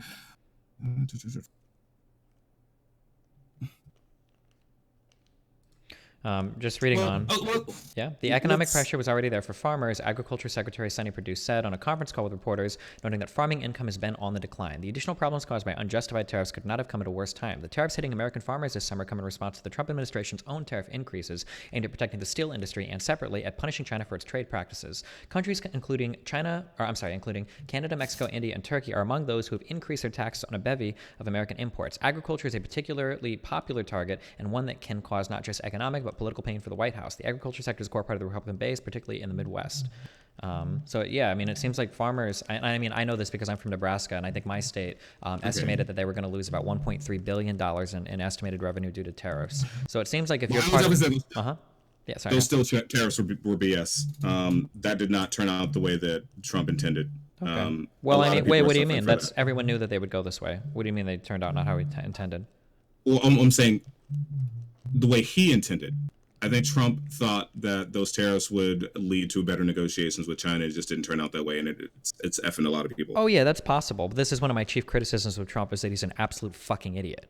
Every single intelligent person knew that this would happen. That's why when the National Taxpayers Union got over 1,000 people, 1,000 economic professionals to sign on to this, including like 13 Nobel laureates, they literally copy-pasted the exact same letter that was written in the 1920s, encouraging that U.S. administration not to enact tariffs. This wasn't a mystery. Nobody knew that this wasn't going to come. I'm not going to argue that the guy's not an idiot. Like again, like I said, I didn't vote for the guy. Okay, sure. I'm just circling back to the original point for like, well, maybe if we vote for him, maybe we can help our farm shit. But everybody knew that Trump was like looking at tariffs. He's a highly populist president. He's highly protectionist, and a lot of these were campaign promises that he made during the campaign. So if you voted for Trump because you thought he would help you because you're in agriculture, it just seems like a really stupid position to take. And everything is playing out about how we thought it would.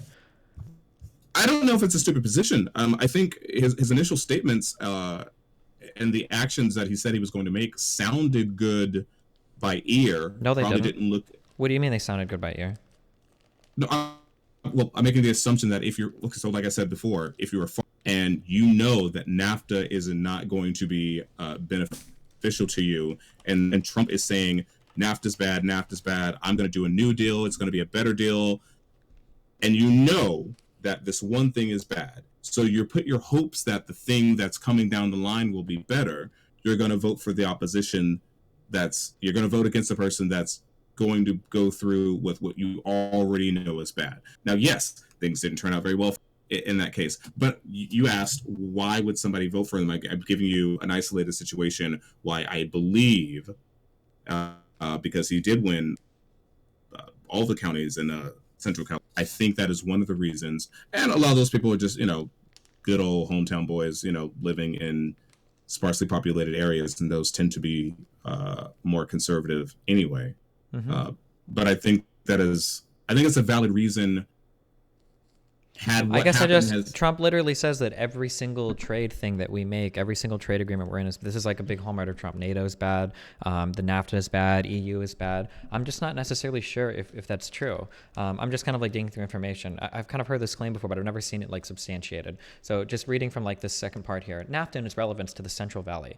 Almonds, cheese, beef, tomatoes, tomato products, cherries, you name every single product that is produced around us in the Central Valley, and having the ability to sell in Mexico is important, said Gomez Arias. Mexico is the 5th largest market for the United States. Some of the key exports from California to Mexico include dairy, processed cheese, almonds, peaches, and blah, blah, blah, blah, blah. In 2016, Mexico was the main export destination for 30% of dairy products, one of California's top exports. The countries with which we have the largest trade are the ones which we can get the largest impact with a free trade agreement, and Mexico and Canada are the largest trading partners of the U.S., Gomez Arias added. Since Mexico and Canada are some of the largest trade partners that we have, it makes sense that we have a very special trading relationship with them and that we facilitate that relationship. Under both NAFTA and the new preliminary agreement, the tariffs on agricultural products traded between the U.S. and Mexico remains at 0. And then this does talk about how some industries aren't benefiting as much. I think they bring up asparagus growers. While some agricultural growers have benefited from the North American Free Trade Agreement, others have been hurt by it, like asparagus growers. And this is pretty common in any big agreement that you make. Like, some people are going to lose out and some people are going to win out. But I think in general, I thought that NAFTA was pretty beneficial for most of California. I've not widely seen anything to support that. That it was that is a net gain. Sure. So I mean, we for can California. NAFTA impact California agriculture. I'm sure that there have been a lot of studies. Oh, absolutely. But Mm-hmm. rather than go through the studies, but I think that the greater thing that I really want to push is, since we asked why would people vote for him, Mm-hmm. This really comes. Did he convince people? True or not? Was he able to convince people my plan is better? Please vote for me. Because when it really comes down to the 2016 election cycle, it really came down to he didn't have a lot of definitive information to give people. He just said, "I'm better than Hillary Clinton. She's going to be worse. She's going to do this and that," and people bought it. Sure. Which I think is really dumb, and that's my chief criticism, right? So the people there's a lot of dumb voters out there. I mean, people. I mean, a lot of Americans are just really stupid, and you shine up something and make it all pretty and sparkly, and they'll gravitate towards it. Mm-hmm. And sadly, it's going to happen again. Like, I see no reason why he wouldn't win a second term, and I'm not saying because I want him to win a second term. I really think he's going to win a second term if things keep going as they're going. And even though it's been a really bad month with the shutdown. Wait, if things keep going as they're going, what do you mean? The tariff wars have had disastrous impacts across several industries in the United States. We've wiped out almost a year and a half's worth of stock gains in the markets. Where are these amazing? Where's this? Wait, amazing... are you talking about the stock decline in the last couple of weeks? Not just the last couple of weeks, but I mean, like in the last couple months. No. Month. I mean, like starting in October, like the market's been in a pretty heavy decline. Like we're down almost 10% over the year. We're almost back at where we started when Trump was elected. Like, or no, I think we're probably still about 10% away from that. But sorry, go ahead. Yeah. His approval ratings are at all-time lows as well, and more members of his council are being indicted. I mean, I think Manafort's in jail now, isn't he? Cohen's in jail now, I think, for 3 or 4 years. I don't remember if Manafort has gotten sentenced yet. We had Roger Stone that got arrested this morning by the FBI. They're all central people in his campaign. I don't know. It feels like the House of Cards is that Roger Stone thing. Whatever he did. So I don't know the details of it, but it seemed really suspect for CNN to be there this morning. What is the implication there? Okay, so Mueller's been really tight-lipped on this entire investigation, as he should be. The FBI, should not be leaking anything, but it just seemed really, really suspect that somebody within the FBI tipped off CNN to travel from D.C. to Florida to be there. I'm pretty sure CNN has reporters literally everywhere. I doubt they sent right. Wait, hello? Yeah. Oh, sorry, I got disconnected for a second. No, but it's not that they have reporters everywhere. I'm trying to think of his name, but the guy who was in D.C. flew from D.C. to Florida to be there while they went and got Roger Stone. One of CNN's reporters, correspondents, or something. Somebody tipped them off, and that's suspect. And the question is, and whether it be true or not, people are going to ask the question. People are posting articles that apparently the grand jury met on Thursday, so a lot of people were speculating that Roger Stone indictments were coming down the line, and this is why they sent somebody to camp outside his house. Today is the first time that I've seen since July 12th, the day before the 12 GRU agents were indicted.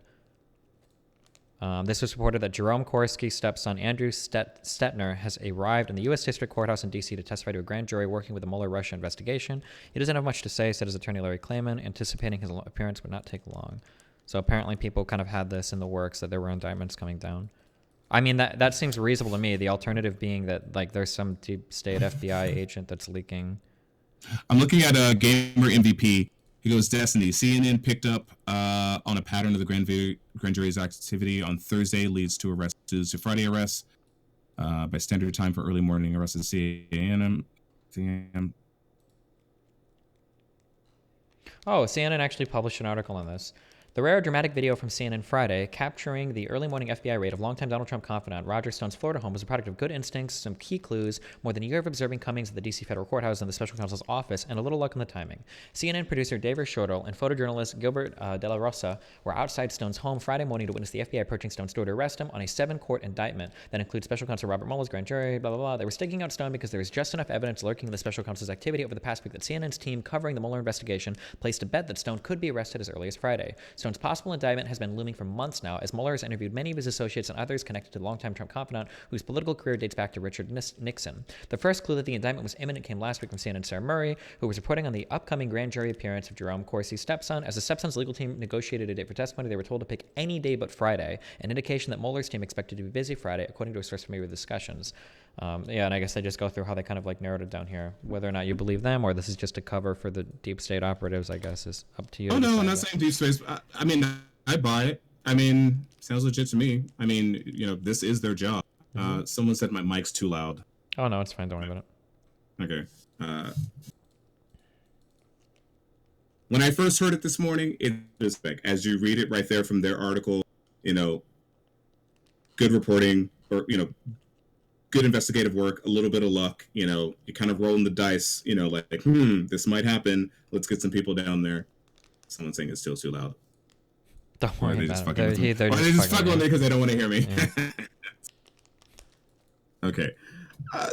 His supporters are going to say it's suspect, but like I said, I'm not here to sing the praises of the Trump administration. I think I just try to view their perspective so that when shit goes bad, I understand it ahead of time. Like, I knew he was going to win like 2 weeks. I had no desire for him winning, but it was so obvious to me, like, oh my God, this guy's going to win. Wait, even how can it be obvious?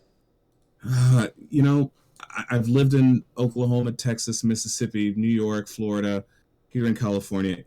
I just have a feel for people. He literally won by like 50,000 votes. It's like an insanely close election. What do you mean it was obvious? What do you mean? Just what I said. It was very, very, very close. How could it have been so obvious? Well, close by. Well, he still won the required states. I mean. Yeah, but it was literally like 50,000 votes could have gone differently, and it would have went to Hillary. Okay, well, how's this? We had every poll saying that she was going to utterly sweep him. None of the polls were saying that. Most of the polls had her like 20 or 30 points up. That's a lot. Yeah, it is a lot, but it's not impossible. Having a 30% doesn't mean 0%. But I think 538 was the closest, probably the most reasonable that they had Trump at it was like 38% or 35% to win, I think, were like the projections that 538 to make. Oh, I'm sorry. Actually, I'm still wrong. The polls had them within, I'm sorry. That was so wrong. That was so stupid of me to say it. The polls had them within like 5 points, I think. It was within 5, probably narrower than that. The most recent one? Yes. Are you talking about? Yep. Yeah, so, this is like a huge, I think a week out, about a week or two out, they had her sweeping. Nope. And the closer it. Yeah, so, we can look at the general election of Trump versus Clinton. Like, we can very easily, none of these are private, we can look at the polls. Right. Yeah, I'm just bringing up the RCP averages, right? On before the election, they were about 3.2 points away from each other, with Hillary polling 46.8% and Trump polling 43.6%. Now, a lot of people pass around that horrible fucking Huffington Post projection that projected Hillary to win with 99%. But a lot of people try to use this to illustrate that the polling was bad, that all the polling was off. The polling was actually pretty accurate. It was really close. In most places, it was actually correct. Hillary Clinton did win the election by about 2 to 3 million votes, but Trump had his votes in the right areas such that he was able to swing the Electoral College his way, and he ended up walking away with the presidential win. But the polling was pretty close. A lot of the projections were off, but 538 did project Trump. I want to say it was like 35% chance to win, it was, which is fair. It was unlikely that he would win, but he did. 35% is not zero. Yeah, I do remember the numbers from 538. Yeah. I was watching them during the time. Mm-hmm. Maybe I'm remembering things incorrectly. I'm so glad you brought them up. A lot of liberals did feel like it was foregone that Hillary would win. I agree with that. That was a little bit too confident, but. And I think that's, there's a lot of blame to go around on, how it happened, why it happened. I think a lot of people didn't go out and vote because they felt it was a shoo-in. They just didn't feel a need to get out. And I always tell people that, even if you don't like the major candidates, like your local elections do matter. Mm-hmm. Like that stuff that's directly going to affect you. So like even if you don't care about the general election, like please go vote for your city council. Please go vote for your senators. Go vote for your congressman. Go vote for your treasurer. Like that stuff matters. And we had very, and I guess it didn't help. That Fox, CNN, everyone else was just giving him free time. To just they were in his rallies in their entirety. You were seeing feverish swelling of support. Did you ever see the videos from San Jose when he did a campaign rally and a lot of people got beat up? It's possible. I don't remember which exactly these were, but that would be, and I'm sure I can show you those videos at a later date. That would be a great example of showing you videos where people were getting beat up bloody, that literally feet away from police officers, while they're just getting like bombs dropped on them. People came out to protest Trump, and I felt that incident made people really sympathetic to his cause. All right, I'm opening a link. So I'm getting Trump protesters attack supporters at San Jose rally. Is this what you're talking about, or is it something different? Yes. No, that's it. Protesters behind those. The footage is pretty harrowing. It's pretty bad.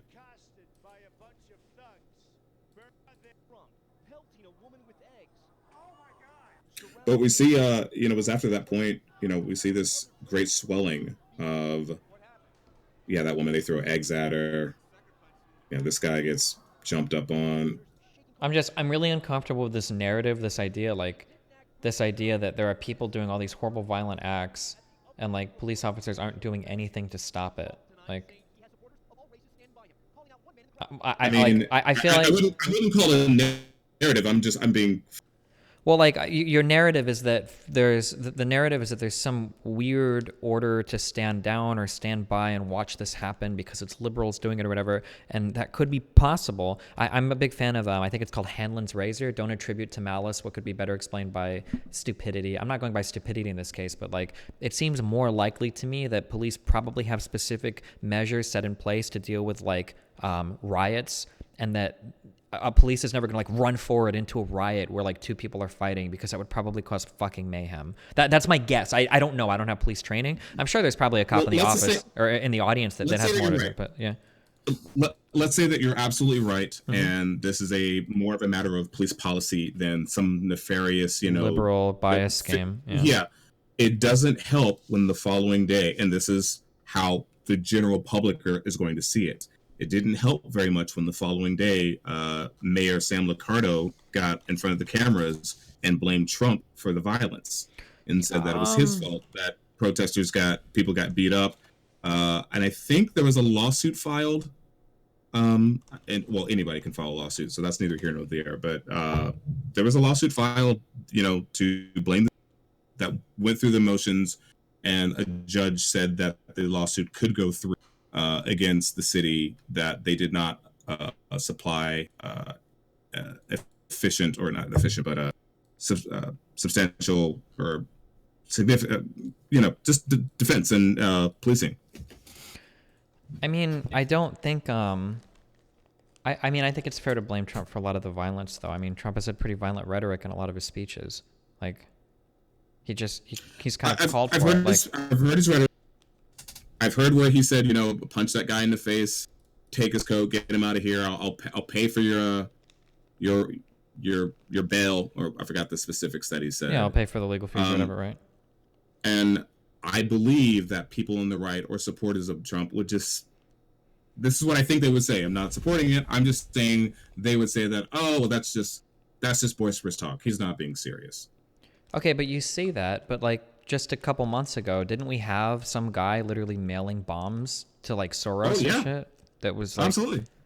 So I mean, like, is that really responsible? So like right now, for instance, on my stream, I could say something like, "All right, guys, we're gonna fucking go kill all these goddamn Republicans," and I could say it a ton, and then at the end of the day, people are like, "Oh, it's just Desi's just joking." But I mean, like, if I have a sufficiently large audience, or if I'm running for president of the United States, there's probably a decent chance that some percentage of people are gonna take that seriously. No, like.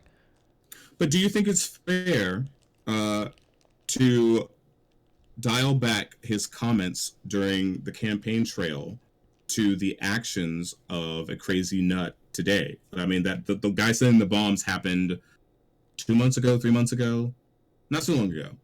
But I'm saying, would you say that him saying, "Hey, drag that guy out of my rally," I don't think that's equating to, "Hey, I want somebody to go out and mail bombs to like my opposition." Well, I was talking As about violence at rallies before, but yeah, I do think that supporting harmful conspiracy theorists, people like Alex Jones, or even people like Ben Shapiro, I do think that supporting these types of people, I think, yeah, you can argue that there is some culpability there for people that buy into conspiracy theories. I mean, like, if I get out and I say every day that some group of people is a threat to the existence of white people and that these people are actively trying to destroy you, I think it's a reasonable response to that you might try to kill those people. Like, yeah, if they're literally trying to destroy your people, sure, right? And I mean, Trump literally has engaged in violent rhetoric before during his campaign trail, so it seems like he's okay with it. I mean, he made the Second Amendment jokes about Hillary. He's talked about beating people up, and he's talked about throwing members of political opponents into jail and shit. Like, so I mean, yeah, I mean, it seems to be pretty. Well, okay, yes, absolutely. Him saying "beat that guy up," is a call for violence. Not going to defend that.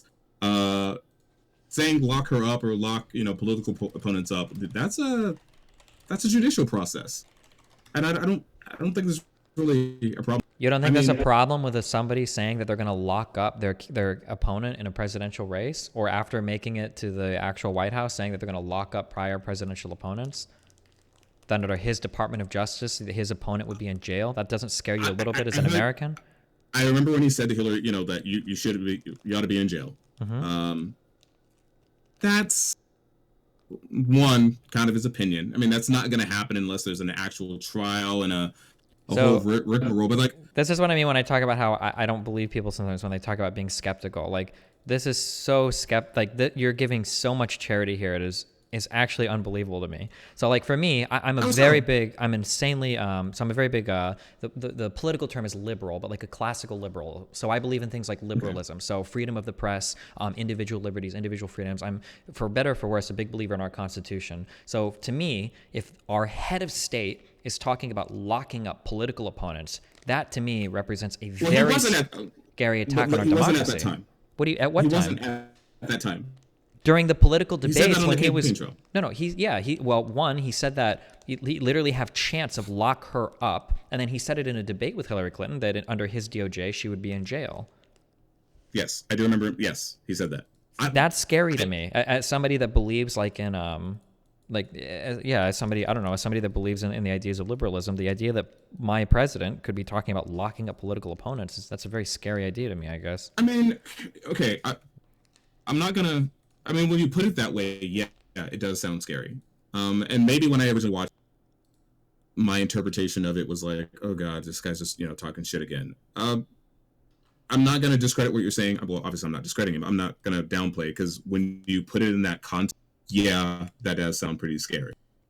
What I'm saying is I didn't really take it that seriously. Why can't we take anything Trump, like, do you notice that whenever we parse Trump's statements, the only way that like you can make him palatable is to literally say we have to treat him like a fucking retard? Like, that's essentially what you're saying. Like, well, he just said it, but he didn't mean it. And like, does that not bother? I mean, like, that's our head of state. If I'm not supposed to take his words seriously, especially when, because people will say like, well, he just says that, but he doesn't mean it. But we're coming off of the longest shutdown that lasted 150% of the time of the previous one. We're coming off the longest shutdown in U.S. history over getting funding for a wall. When we were rejecting bipartisan approved government funding bills because Trump wanted a wall, when we've effectively banned transgender people, I think new transgender people from joining the military, when we've rolled back... It's not an actual ban.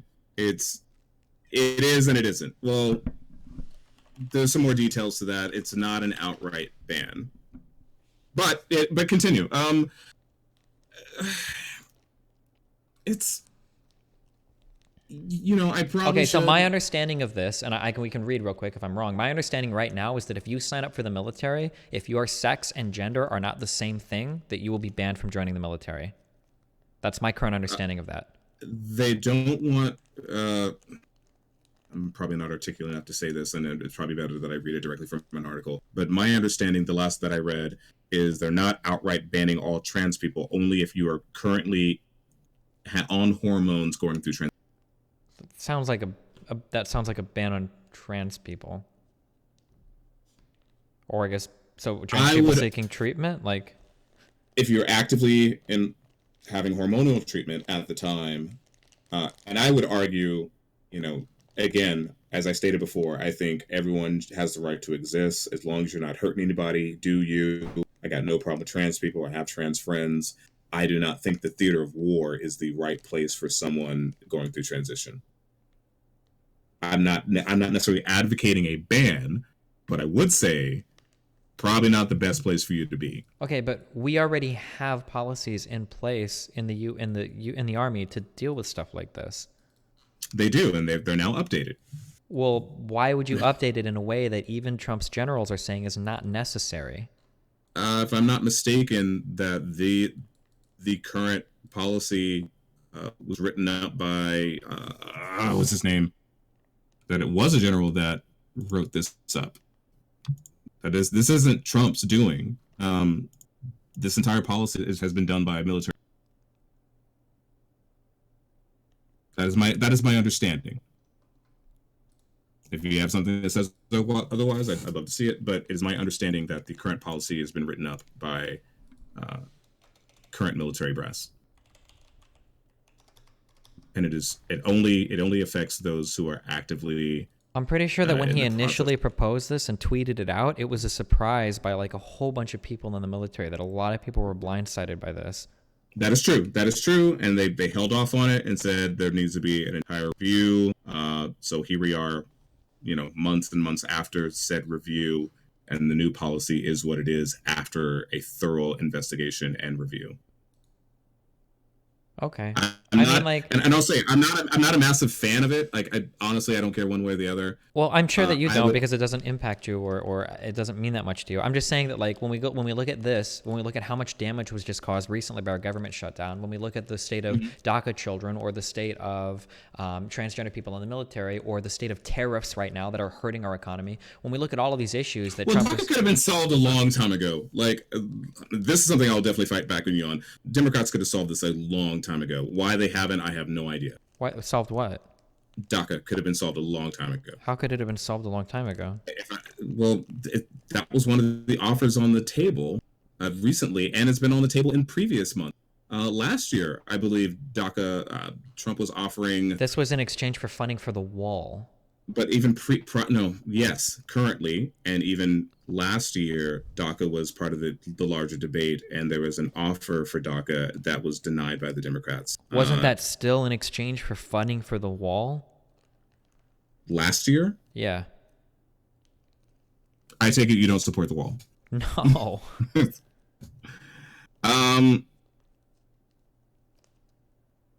Just curious. Let's dig on that. Why do you not support the wall? Because one, it wouldn't even help the problems that it does help, and two, it just seems like a thinly veiled way for Republican conservatives to say fuck off to Hispanic people. Okay, I definitely see that version of the argument. There's a lot of philosophical things I could say. Sure, let's go philosophical. I don't like the idea of building a giant wall on our southern border that wouldn't really even effectively alleviate the problems it claims to, while simultaneously hurting our relationship with the country to the south of us, one of our most important trading partners. That's my philosophical point on it. Okay. Do you think there should be no barrier whatsoever? I mean, I think that we have some barriers in place. We could strengthen immigration areas where we need to. I think that comprehensive immigration reform is something we should push for, probably more so than that. But I mean, border security is important, sure. But you don't think there needs to be additional infrastructure at the southern border? Is that what you're saying? Just hold on, because everyone in my chat everyone in chat is like screaming at me. So apparently the Democrats offered $25 billion last year in exchange for DACA, and Trump actually turned it down. A lot of people are like screaming at me to get that point across. But okay. Anyway, yeah, I mean, no, I'm more in favor of figuring out ways to stop illegal immigration by, I guess, like strengthening Mexico as a country, or working with Mexico to figure that out. I think that our border security is important, but I don't think that building a giant wall across the border is going to help us with illegal immigration. I mean, it's $25 billion plus perpetual manning and funding of this. Like, we've already strengthened border security in the past. It seems like net Mexicans into this country has decreased since 2010, I think.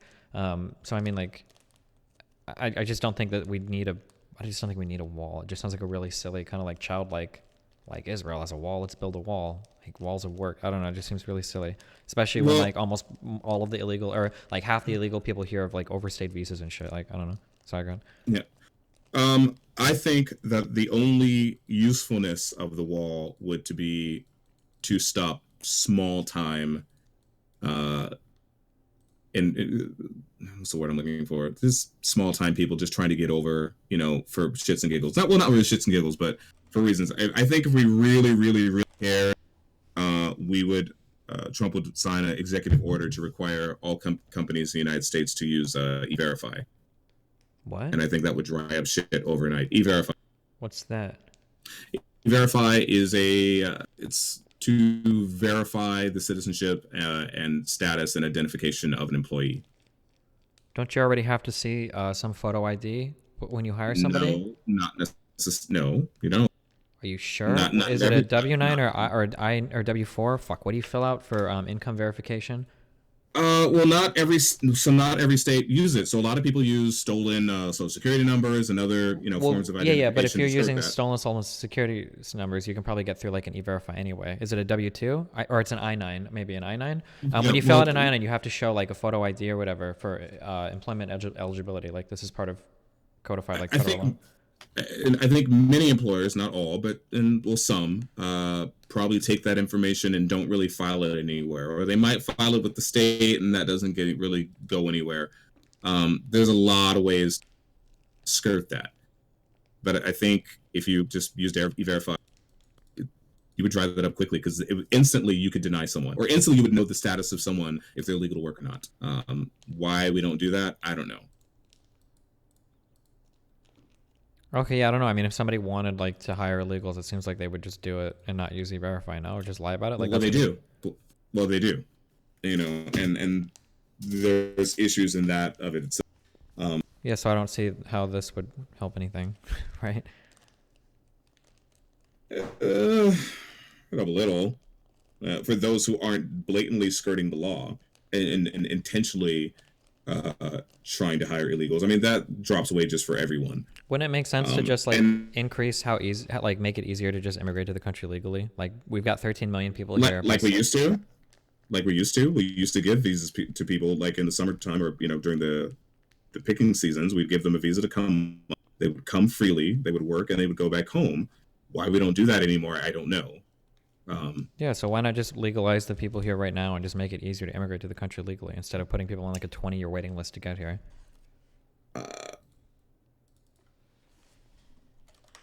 That's a good. Well, see, it's not just this. So we've had the caravan come, and so if I'm not mistaken, I love using this number, and I hate this number. In fact, so I think it was in 2014 or 15. The number of unaccompanied minors that came through the southern border was 90,000. If I'm not mistaken, I'm sure you could probably quickly find, the accuracy of that. And I know we had the issue with separating children. It's one of those issues where you can't just let everybody in unchecked. Like if I didn't say unchecked. You document them and you let them in, and then you just register them citizens or whatever. But they're not. The majority of them are not coming through ports of entry. Well, wouldn't they if it was easier to get into the country legally? Possibly. Like, why would you risk all the illegal shit? Like, it's a very dangerous journey. Trump himself even says it, right? The journey to get here illegally can be really dangerous. So if it was easier to get in legally, why not just do it? Fuck it.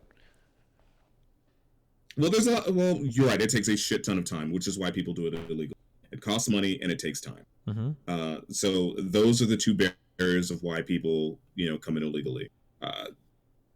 That's two things that, I guess you could hire a shit ton of new administrative people to process, this very quickly. But then you have a lot of people who aren't going to be approved in that process anyway. Why not? For whatever reasons. Well, if the whatever reasons are like they're fucking murderers or some shit, that's okay. I'm okay with not approving these people. Fuck them. Okay, but coming here for the sheer purpose of economic reasons is not enough. Well, it is for some people, but that is, and I'm kind of blurring asylum in between this. But yes, many people come here to work. Um, That's what's wrong with that? Coming Aren't we here. like so I'm just to be clear, I'm a very very very big capitalist, and I'm big on like free markets and whatnot, almost to like a libertarian level, depending on what we're talking about. Just as a for full disclosure, so I'm a big fan of like immigration. Very quickly, how do you feel about minimum wage? Um, it's a little complicated from like a market theory point of view. I don't really like most forms of price controls, but in reviewing the empirical data, it seems like minimum wage has been an effective way at establishing a good price control. It seems like, I hope Excel isn't here because when I say this, but it seems like laborers have an inability to effectively negotiate wages against employers, and it seems like minimum wage policies have been effective at raising wages for people without causing too many detrimental impacts to other markets. So I'm generally in favor of it from an empirical point of view. Okay.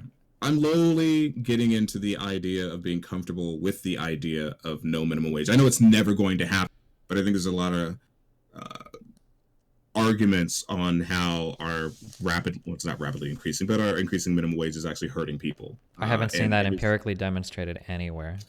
I've never seen that before. But I'll give you an example very quickly. Mm-hmm. So when I was younger, my first job was at Red Lobster. I was an alley coordinator. So when the food came to me, I would arrange it, make it pretty, put some garnish on it, make sure the stuff was there, and throw it out. I only worked 2 hours, and at that time, I probably made $5-6 an hour. Who knows? Or not that much, little, but $7 an hour. I think there's a lot of situations in which an employer might want to hire somebody to do a very specific type of task, and where that be wash dishes, fold silverware, do that. But he can't do that under the current state of federal employment laws, that if you have someone come in, you have to keep them for at least 4 hours, at least here in California, and you have to pay them $15 an hour or whatever the minimum wage might be. Yeah, So I understand this argument in theory, and I agree with this argument in theory. And I said that theoretically, I agree that it's a bad policy. But if we look at the empirical data, we just can't find any ties to unemployment and minimum wage. This just doesn't exist. It's a fantasy. You're right. Yeah. So yeah, I understand. There are reasons for this, though, right? And what we could think of are possible reasons. Well, why is it that if we increase minimum wage, it seems like we should see an increase in unemployment? It makes sense. If you're telling people to pay more to somebody than what they're worth, it seems like we should see some sort of increase in unemployment amongst these people. And that doesn't happen. So the idea is, it seems like the market isn't capable of setting a good wage for workers because workers don't have the ability to negotiate well for wages. Maybe people don't have the mobility to move around and get other jobs. Maybe it's hard to find different work that's competitive for a variety of reasons. So it seems like forcing companies to pay a higher wage to somebody works out as an effective economic tool, I guess. That's what it seems to be. Like, kind of, yeah. Even that minimum wage study that was done in Seattle was revised, where initially it looked wholly horrible, and then there were revisions made where it seems like for the most part there are some costs and some benefits, but for the most part it seemed pretty positive in Seattle. The minimum wage thing that was passed there, and that was a pretty significant hike. I think up to $15 an hour. Yeah, what were they prior to that? I'm not. They went up pretty dramatically. I'm not sure what it went from. Statewide, Washington's minimum wage increases to $12 per hour in 2019, up from $11.50 in 2018. So maybe $11.50. Seattle's new minimum wage is more than double the federal minimum. So maybe it was around $11.50 an hour, I guess.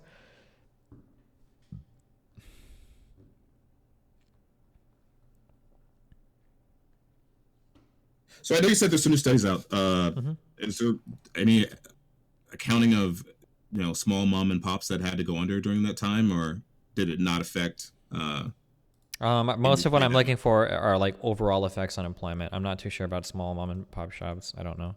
I would imagine that these people already have trouble competing with larger firms, though. I mean, that's just basic economy of scale. Yeah. But I'm also not sure if I care as much about that, too. I don't know if I necessarily care about the success of small businesses if they have to be built on the backs of labor that is being so grossly underpaid. I don't know how much I care about that. I would have to think about that more.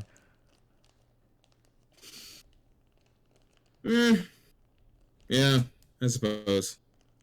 I mean, but we still need small business. I mean, it's yeah, but do we need small business that can only exist on the backs of labor being paid at $7.25 an hour? I'm not sure what the answer to that is. We already do, and most of that employment has been done by people who are here undocumented. and I'm not a fan of that either. Okay. I think Well, I mean, if we make them, them, if we bring them all in and make them legal, then that won't happen anymore because you'll have to pay them a minimum wage, huh? This is true. This is very true. You know, in some ways, it just seems like if we remove all the hurdles to get here and make the process easy, and have some very clear-cut, defined requirements on how you can immigrate here and what you can immigrate for, not only that, just regular immigration, but also asylum seeking. It really just, in some ways, disintegrates our border and just makes us a place that people can just go to.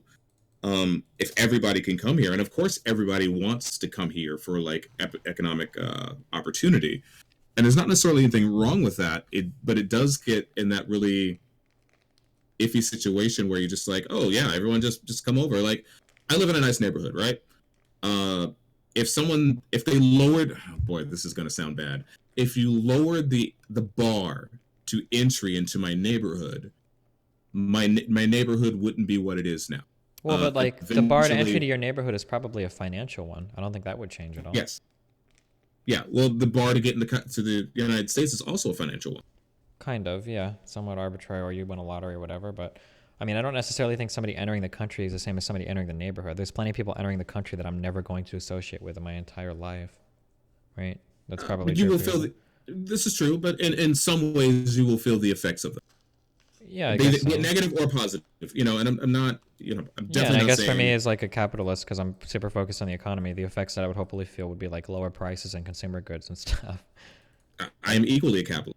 Sure, and maybe like a higher tax base, right? Like more fiscal contributions and whatnot. So I mean, I would generally consider that positive.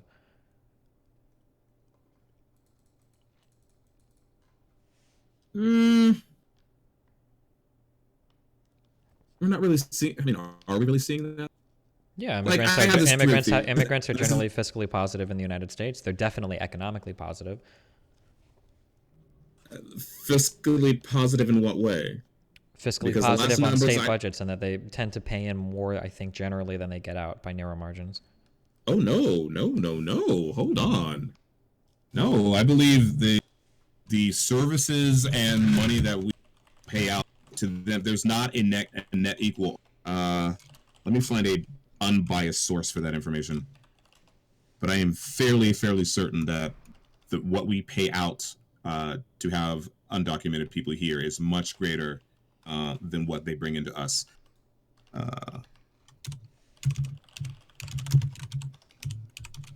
So this is old, I will admit. There might be something more recent. A 2007 review of the academic literature by the Congressional Budget Office found that over the past 2 decades, most efforts to estimate the fiscal impact of immigration in the United States have concluded that, in aggregate and over the long term, tax revenues of all types generated by immigrants, both legal and unauthorized, exceed the cost of services that they use.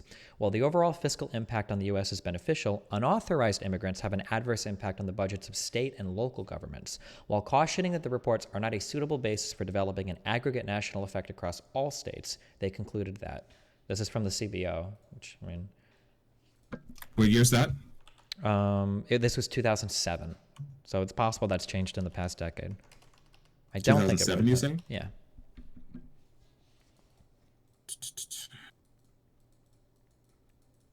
I'm looking at a lot of numbers, but I'm looking for something unbiased. I got something from Watchdog, which is at watchdog.org. I've never seen this before. Report illegal immigrants receiving Medicaid cost taxpayers $18.5 billion annually. But that's just the headline. I don't know if the accuracy of this. Does that take into account the money that immigrants pay in to Medicaid, or? I can read through this. Watchdog. Here we go. AP News. I can trust that.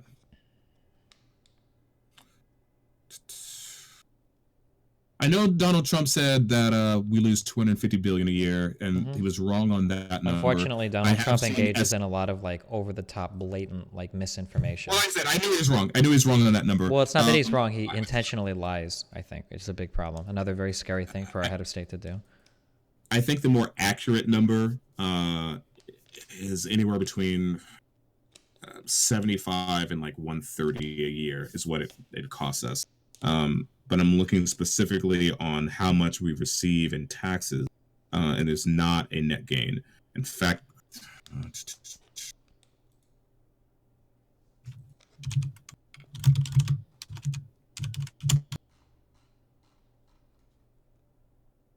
here we go. Oh, well, Wikipedia, how's that? Economic impact of immigrants in the United States. They have it at the Institute of Taxation and Economic Policy released a report in February 2016 stating that 11 million illegal immigrants in the United States are paying annually an estimated amount of 11.64 billion in state and local taxes, on average an estimated of 8% of their incomes. So not using Trump's number, but the estimates have waged anywhere between 75 billion and 160 billion, and somewhere in between there, the estimates are an accurate number of what the United States pays to have them here. If this is saying that they're only paying into the system one way or the other, 11.6 billion. Careful, those are what you just mentioned were only state and local taxes. It doesn't take into account federal income taxes, and that also wouldn't account for payroll taxes, FICA, Social Security, and Medicare. And they're not taking Social Security. Yeah. They don't take Social Security, but if they're using a fake Social Security number, they're paying into it. Yeah. Right. I'm looking for something more accurate. PolitiFact rated a statement of undocumented. Okay, here we go. PolitiFact.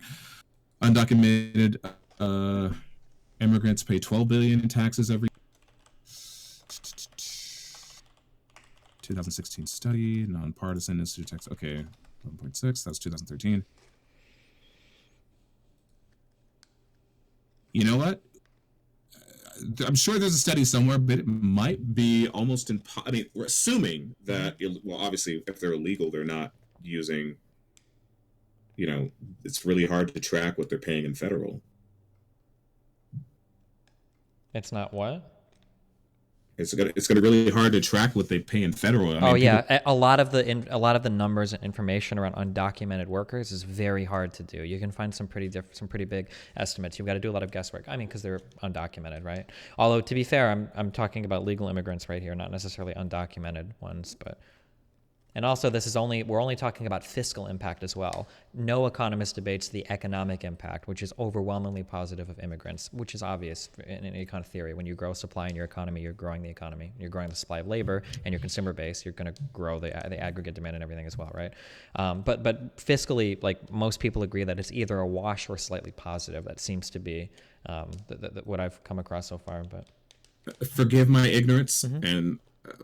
What is the difference between economic and fiscal? So a fiscal impact is going to be an impact on a state budget, the amount that the state spends on a citizen and the amount that a state receives from a citizen. So you spend on citizens via welfare, redistribution, all those programs, and you receive money via tax receipts or other forms of value-added tax, or whatever, whether you'd call it that here. And then economic impact. So like, here's an example. I might be able to move into a state, and because I'm working there, I make a whole bunch of other businesses, and I'm massively beneficial, but maybe my income is so low that I get more back in state taxes than I actually pay in. So in that case, I would have a fiscal drain on the state, but I would be an economic boon to the state. Does that make sense? Yeah. Yeah. So most people agree. Well, every economist I've ever seen write about it agrees that, right? If you're talking like anytime you increase a supply to your economy, you're probably growing your economy, and labor is one of your most important supplies. So if you grow your supply of labor in an economy, you're going to grow your economy. And everybody agrees that like immigration is an economic boon. Now, fiscally, because lower class people tend to draw more than they pay in, fiscally people get lost in that, or not lost in this, but will come to either like it's a wash, so they take out about as much as they pay in, or they're a slight benefit to it, but not necessarily as much as like more wealthy natives would be. That's what I've come across, obviously, and then we could run through. I think if you go to like the economics subreddit, they've got like a whole fucking sidebar on immigration and economics, because a lot of people will debate and kind of misrepresent information in this area, but. I'm looking at SYV11's chat. He goes, this guy is either way more responsible than 99% of the people he talks to, or he's hiding his power level. Who? Wait, which chat? SYV11, this guy is either way more reasonable than 99% of the people he talks to, or he's hiding his power level. Oh. I believe they're referring to you. Wait, referring to me? I believe. Oh no, there. And someone He's referring. He's referring to you. I can. Someone called me a conservative. Yeah, don't worry about it. Don't worry. Don't listen to Chad. Okay. Yeah. No. I love Chad. Chad's awesome. No, they did post some of my tweets. I'm not sure which ones, but That's I mean, people have called me conservative in the past. I don't think any of my views are overly conservative in some areas. Sure. One of the that's we don't have to go through this now, but like this is just like I'll look at it later. Yeah, they like that because a lot of people obviously will debate and talk about different sources related to like immigration, whether or not it's good or bad. Well, since we're talking economic impact and fiscal impact of illegals, especially since we're here in the state of California, how do you feel about the conspiracy theories that some people have that the Democratic Party is intentionally bringing or fighting to bring in more illegals to increase their voter base?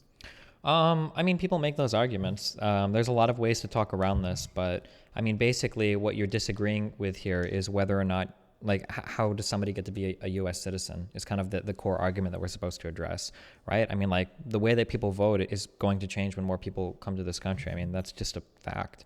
If you disagree with that, then I mean, your issue is basically with how people are created or how people are made into citizens in the United States, right? Mm-hmm.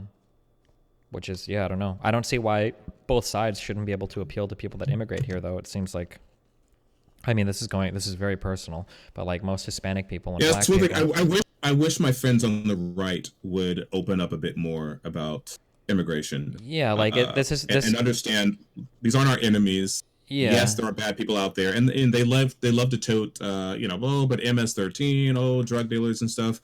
They'll probably never meet an MS-13 member in their life. Mm-hmm. And this is really biased, and maybe you can tell you and me because obviously you're black, but like most of the black people that I've known, and my black friend growing up in his family are socially or actually like pretty conservative. Yes. And Hispanic people are as well, right? If you're going to talk about like the crazy LGBT people that go out and protest for trans rights and shit, like you're finding generally mostly fucking white people here, right? Hispanic Correct. people, especially when you talk about like traditional family, traditional gender roles, support for like straight marriage and whatnot, like a lot of Hispanic people and black people will fall conservatively under here. So it seems like the conservatives just alienate them over stupid policies related to immigration or harmful rhetoric, like what Trump says about, people coming from Mexico and whatnot. So I don't see any reason why people coming here couldn't be a strength to the Republican Party. It just seems like they want to die on like really stupid hills.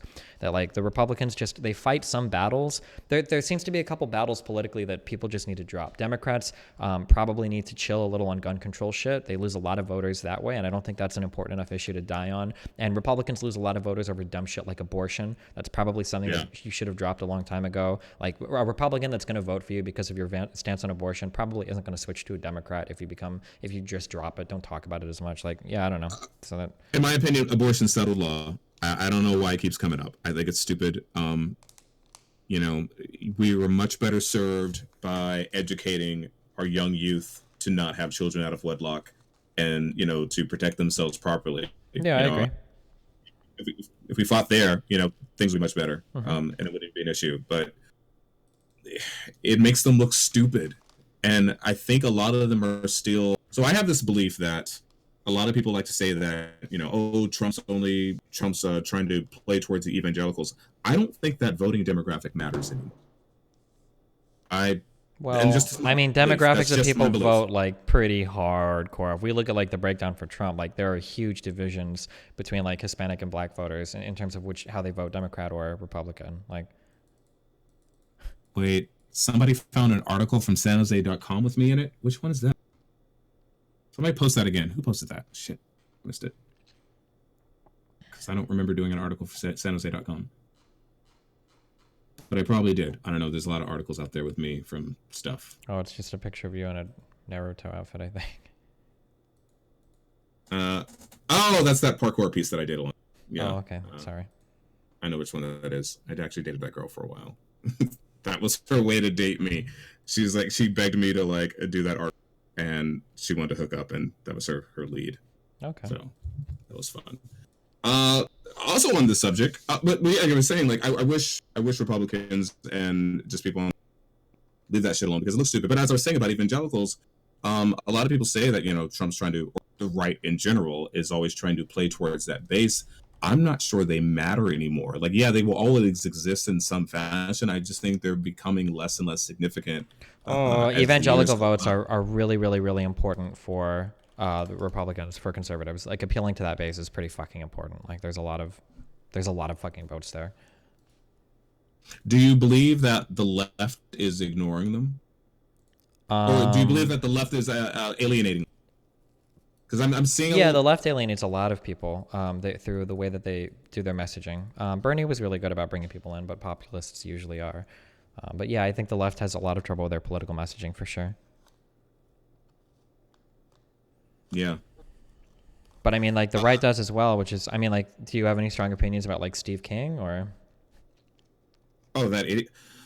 I didn't know anything about him until those comments came out. And I'm going to regretfully say that when I heard them, my first thought was like, there's no way he could have meant that. So I was trying to do some mental gymnastics to like justify his comment because they weren't very straightforward. Sure. And if I remember them correctly, a reporter asked him, do you know that by heart? Because I'm trying to remember in my head. The reporter asked him something about white nationalists, white supremacists, and some other. And I think the reporter asked him, are these offensive terms? And Steve King said, how is white nationalist, white supremacist an offensive term? My first inclination was he thought that the reporter was saying to either speak those words or to call someone that is offensive, as if you were to call someone the F word, or the N word. Like, how is the term white supremacist or white nationalist offensive? That was my thought. And he's been removed from like every committee he's on. I read somewhere that he's said some things in the past that were suspect. I mean, like he tweeted about like Mexican babies replacing white babies, right? I have not seen that. I've seen those. That's not a great thing to say. Sure. So like, here's a tweet. So like, Wilders understands that culture and demographics, that's referring to people's ethnicities, right, are our destiny. We can't restore our civilization with somebody else's babies. Yeah, that's a shitty thing. Fuck that. Fuck that dude. Yeah.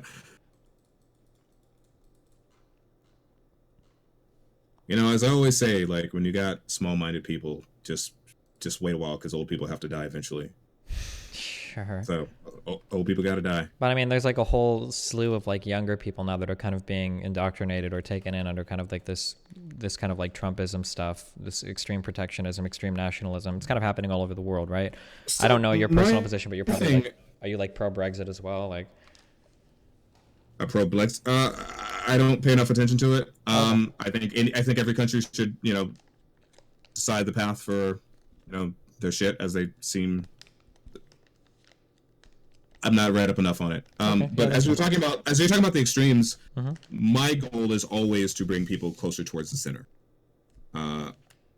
And yes, that type of rhetoric throws people further right.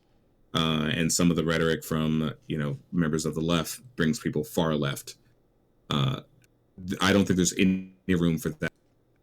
No room and no ambiguity with those type of comments. When you throw racial comments like that about, Mexicans, taking over white babies. That's just, it's ignorant and it's stupid and, and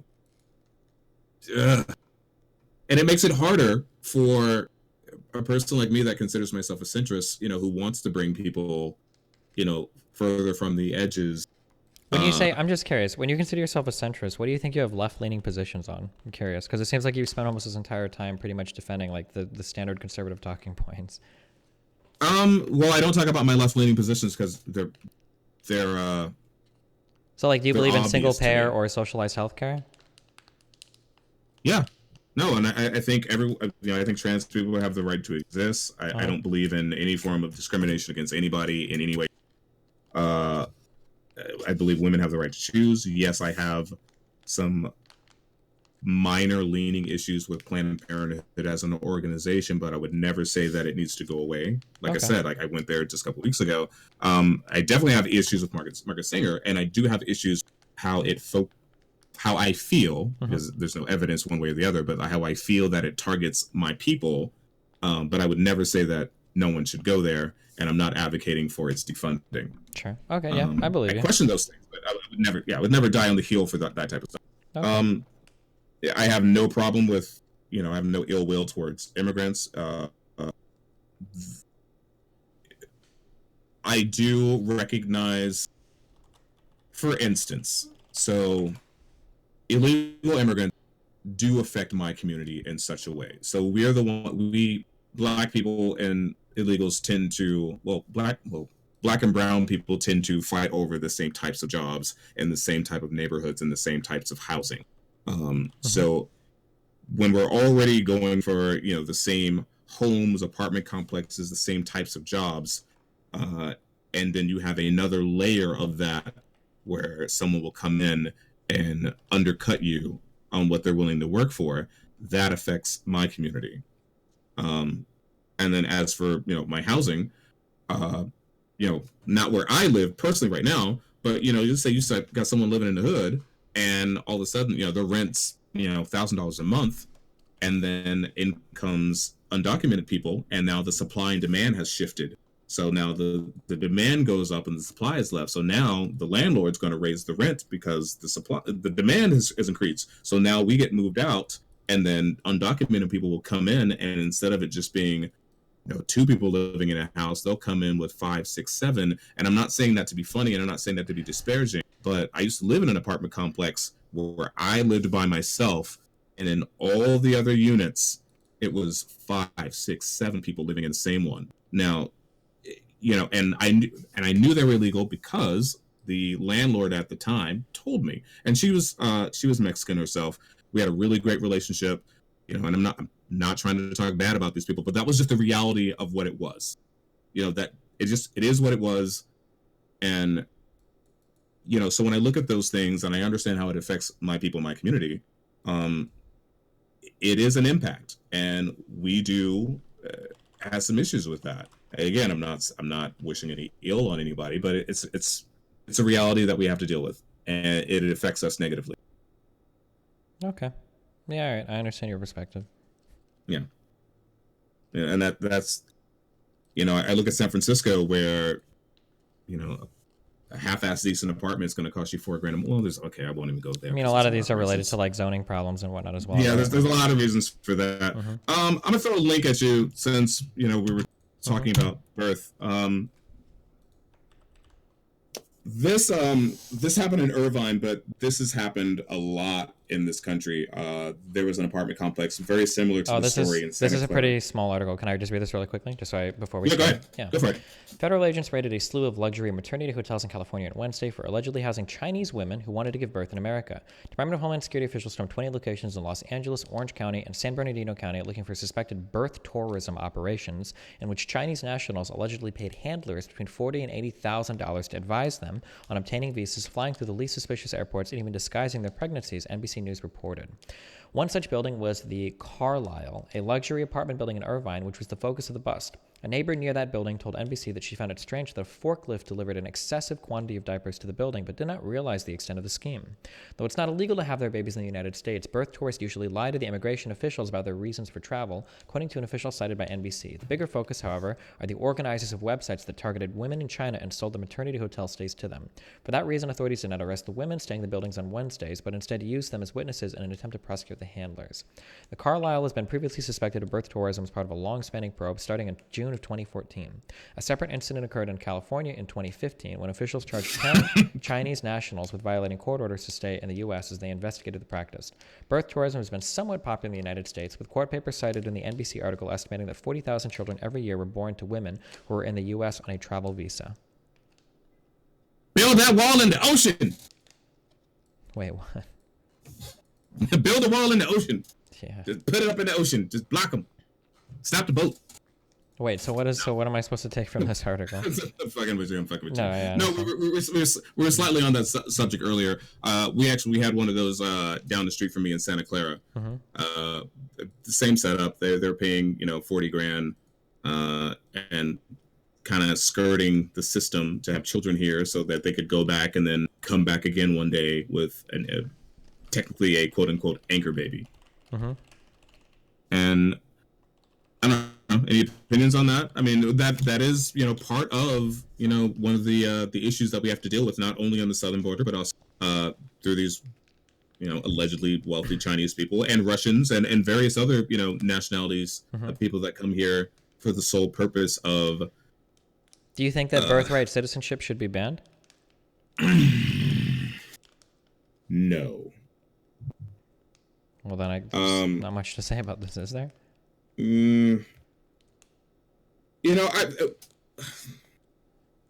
So my father was born in Paris, and I tried to seek out the consulate to see if I could try to get dual citizenship, and they were like, well, no, you can't. I was like, why not? They were like, well, because you weren't born here. And so I was like, shit. We are one of the few countries that do it, and I'm not saying we shouldn't, but it's definitely one of the reasons that attracts people here. The idea that as long as you can get over the border and squeeze one out, you're guaranteed at some point down the line or immediately to reap the benefits of the country. And a lot of constitutional scholars have argued if that was intended from our forefathers. I think it's a debate worth arguing at times. I think this is definitely. This is not what was intended, for citizenship. And let me look at this article again. So yeah, feds raid maternity hotels. I wonder, did they arrest anybody? I don't know. Has that been anywhere? Well, it sounds like they're trying to set up a larger operation, going after the people that stand it up, right? Yeah, I mean, if it's illegal to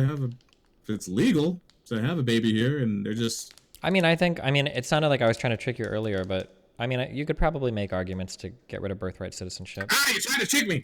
You're trying to get me here again. No, I'm not trying to get you. I don't know if birthright. So, like, if citizenship confers a whole bunch of benefits onto you, if somebody walks over and spits out a baby in American soil, does that make them a citizen? I don't know. Maybe it shouldn't. I don't know. I haven't thought too much about either side, but I could see people putting up arguments on both sides. Deep down, when I think about it in my heart, like deep down, it shouldn't. It shouldn't. But it is what it is. I don't think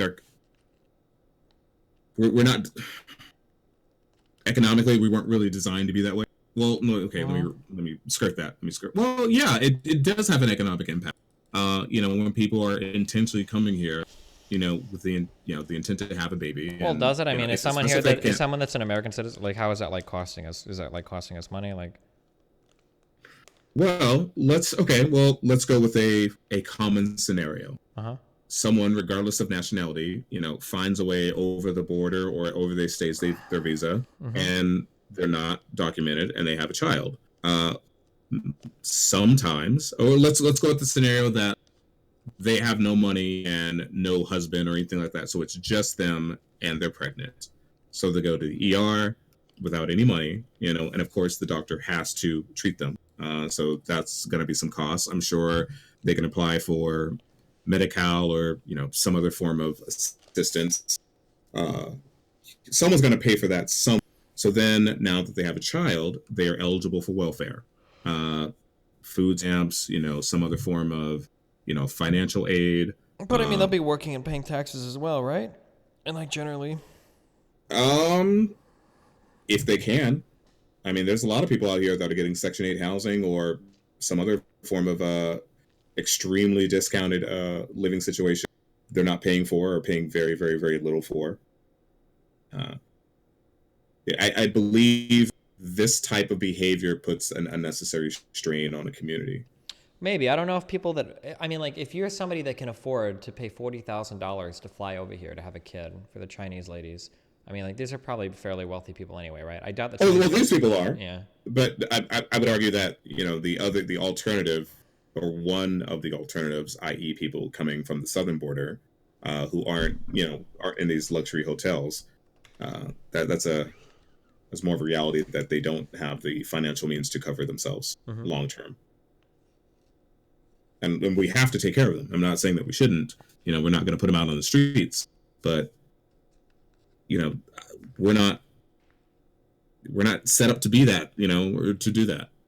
You know, it's a great strain, but you know, it's not really much of a way to stop it. You know, and maybe a wall would stop it. Not saying it wouldn't, but you know, I'm not advocating a wall for that reason alone. I'm just saying that it is a reality that people come through, you know, the southern border and you know, and add a drain on the system. Sure. Okay. Well, hey, I mean, I feel like we covered a fuck ton of topics. You're a lot more reasonable than I thought you would be. I thought this was going to be a huge shit show, so thanks for that. Oh, you thought I was going to hit you with all the right-wing talking points? No. Yeah, there's another guy called Some Black Guy that usually does that. Do you know who I'm talking about? No, I don't know the guy. Oh, that wasn't racist. That's literally his well, name. His name is Some Black Guy. Guy. Like, that's his name, sorry. Okay. Well, I definitely see why you would think that. Like, yes, I do support Candace Owens. Yeah, and I also do you know who Anthony Brian Logan is on YouTube? I think I met him at the rally. Oh, okay. So for reference, I didn't know where you were going, but you told me that you needed guns to protect yourselves when the KKK came marching down your street, or you remember your grandma doing that? When I talked to him about the KKK, he said that all they did was bring presents to his family. So Whoa, this guy. Yeah, so these are the types of people that I generally talk to. Or like he told me that like redlining back in the past, that was only people denying people with poor credit loans. It had nothing to do with whether or not you were black. So these are the types of people I normally talk to when I talk to black conservatives. I'm going to say something that I'm really, really going to regret. And I promised myself so many times that I would never say this about another brother. But if he actually said that the KKK brought him presents and that there's nothing wrong with him, that motherfucker's a house Negro. Oh, sorry. Hold on. Yeah, and to be clear, I'm talking about Anthony Brian Logan, not Some Black Guy. Okay. But yeah, just yeah. But anyway, yeah. So that's the next level house Negro type of dude, right? All right. Wow. He can't actually mean that. Yeah. Like. But he also opened our conversation with that same talking point that you did about how Planned Parenthood is in charge of killing all the black babies too. So that's why I didn't know if our conversation was going to go that way. Oh, okay. I got scared when you brought up the KKK because I thought you were about to hit me up with that one, and I wasn't sure where we're going. I mean, I hope I argued maybe not argued my point, but I hope you understand the reason why I have those opinions. No, I understand the reason. They're not based in like, you know, fantasy world. Like they come from a place of logic and understanding, and it's not an absolute condemnation of Planned Parenthood as an organization, but it's just, you know, the numbers are there, and I question why they're there, and I'm not necessarily blaming. But yeah, I disagree with your methodology quite a bit, but I totally understand it, and I don't think it's coming from a bad place. So yeah, okay. Yeah. All right, well, cool. Hey, listen, I'll plug your channel in my chat if you guys want to watch. Appreciate it, man. No, it's been a great talk. You know, you educated me on some points, and I definitely have some links I need to look at, and yeah. You know, you're good people. You're very well versed, and I love how when I bring up something like you will look it up on the spot. So, you know, I love facts to be even if I'm wrong, I definitely want the facts to come out. All right, cool. Well, hey, I really appreciate the conversation, man. Yeah, man. Have a great night. Yeah. Have a good See you later, Rune. Take care.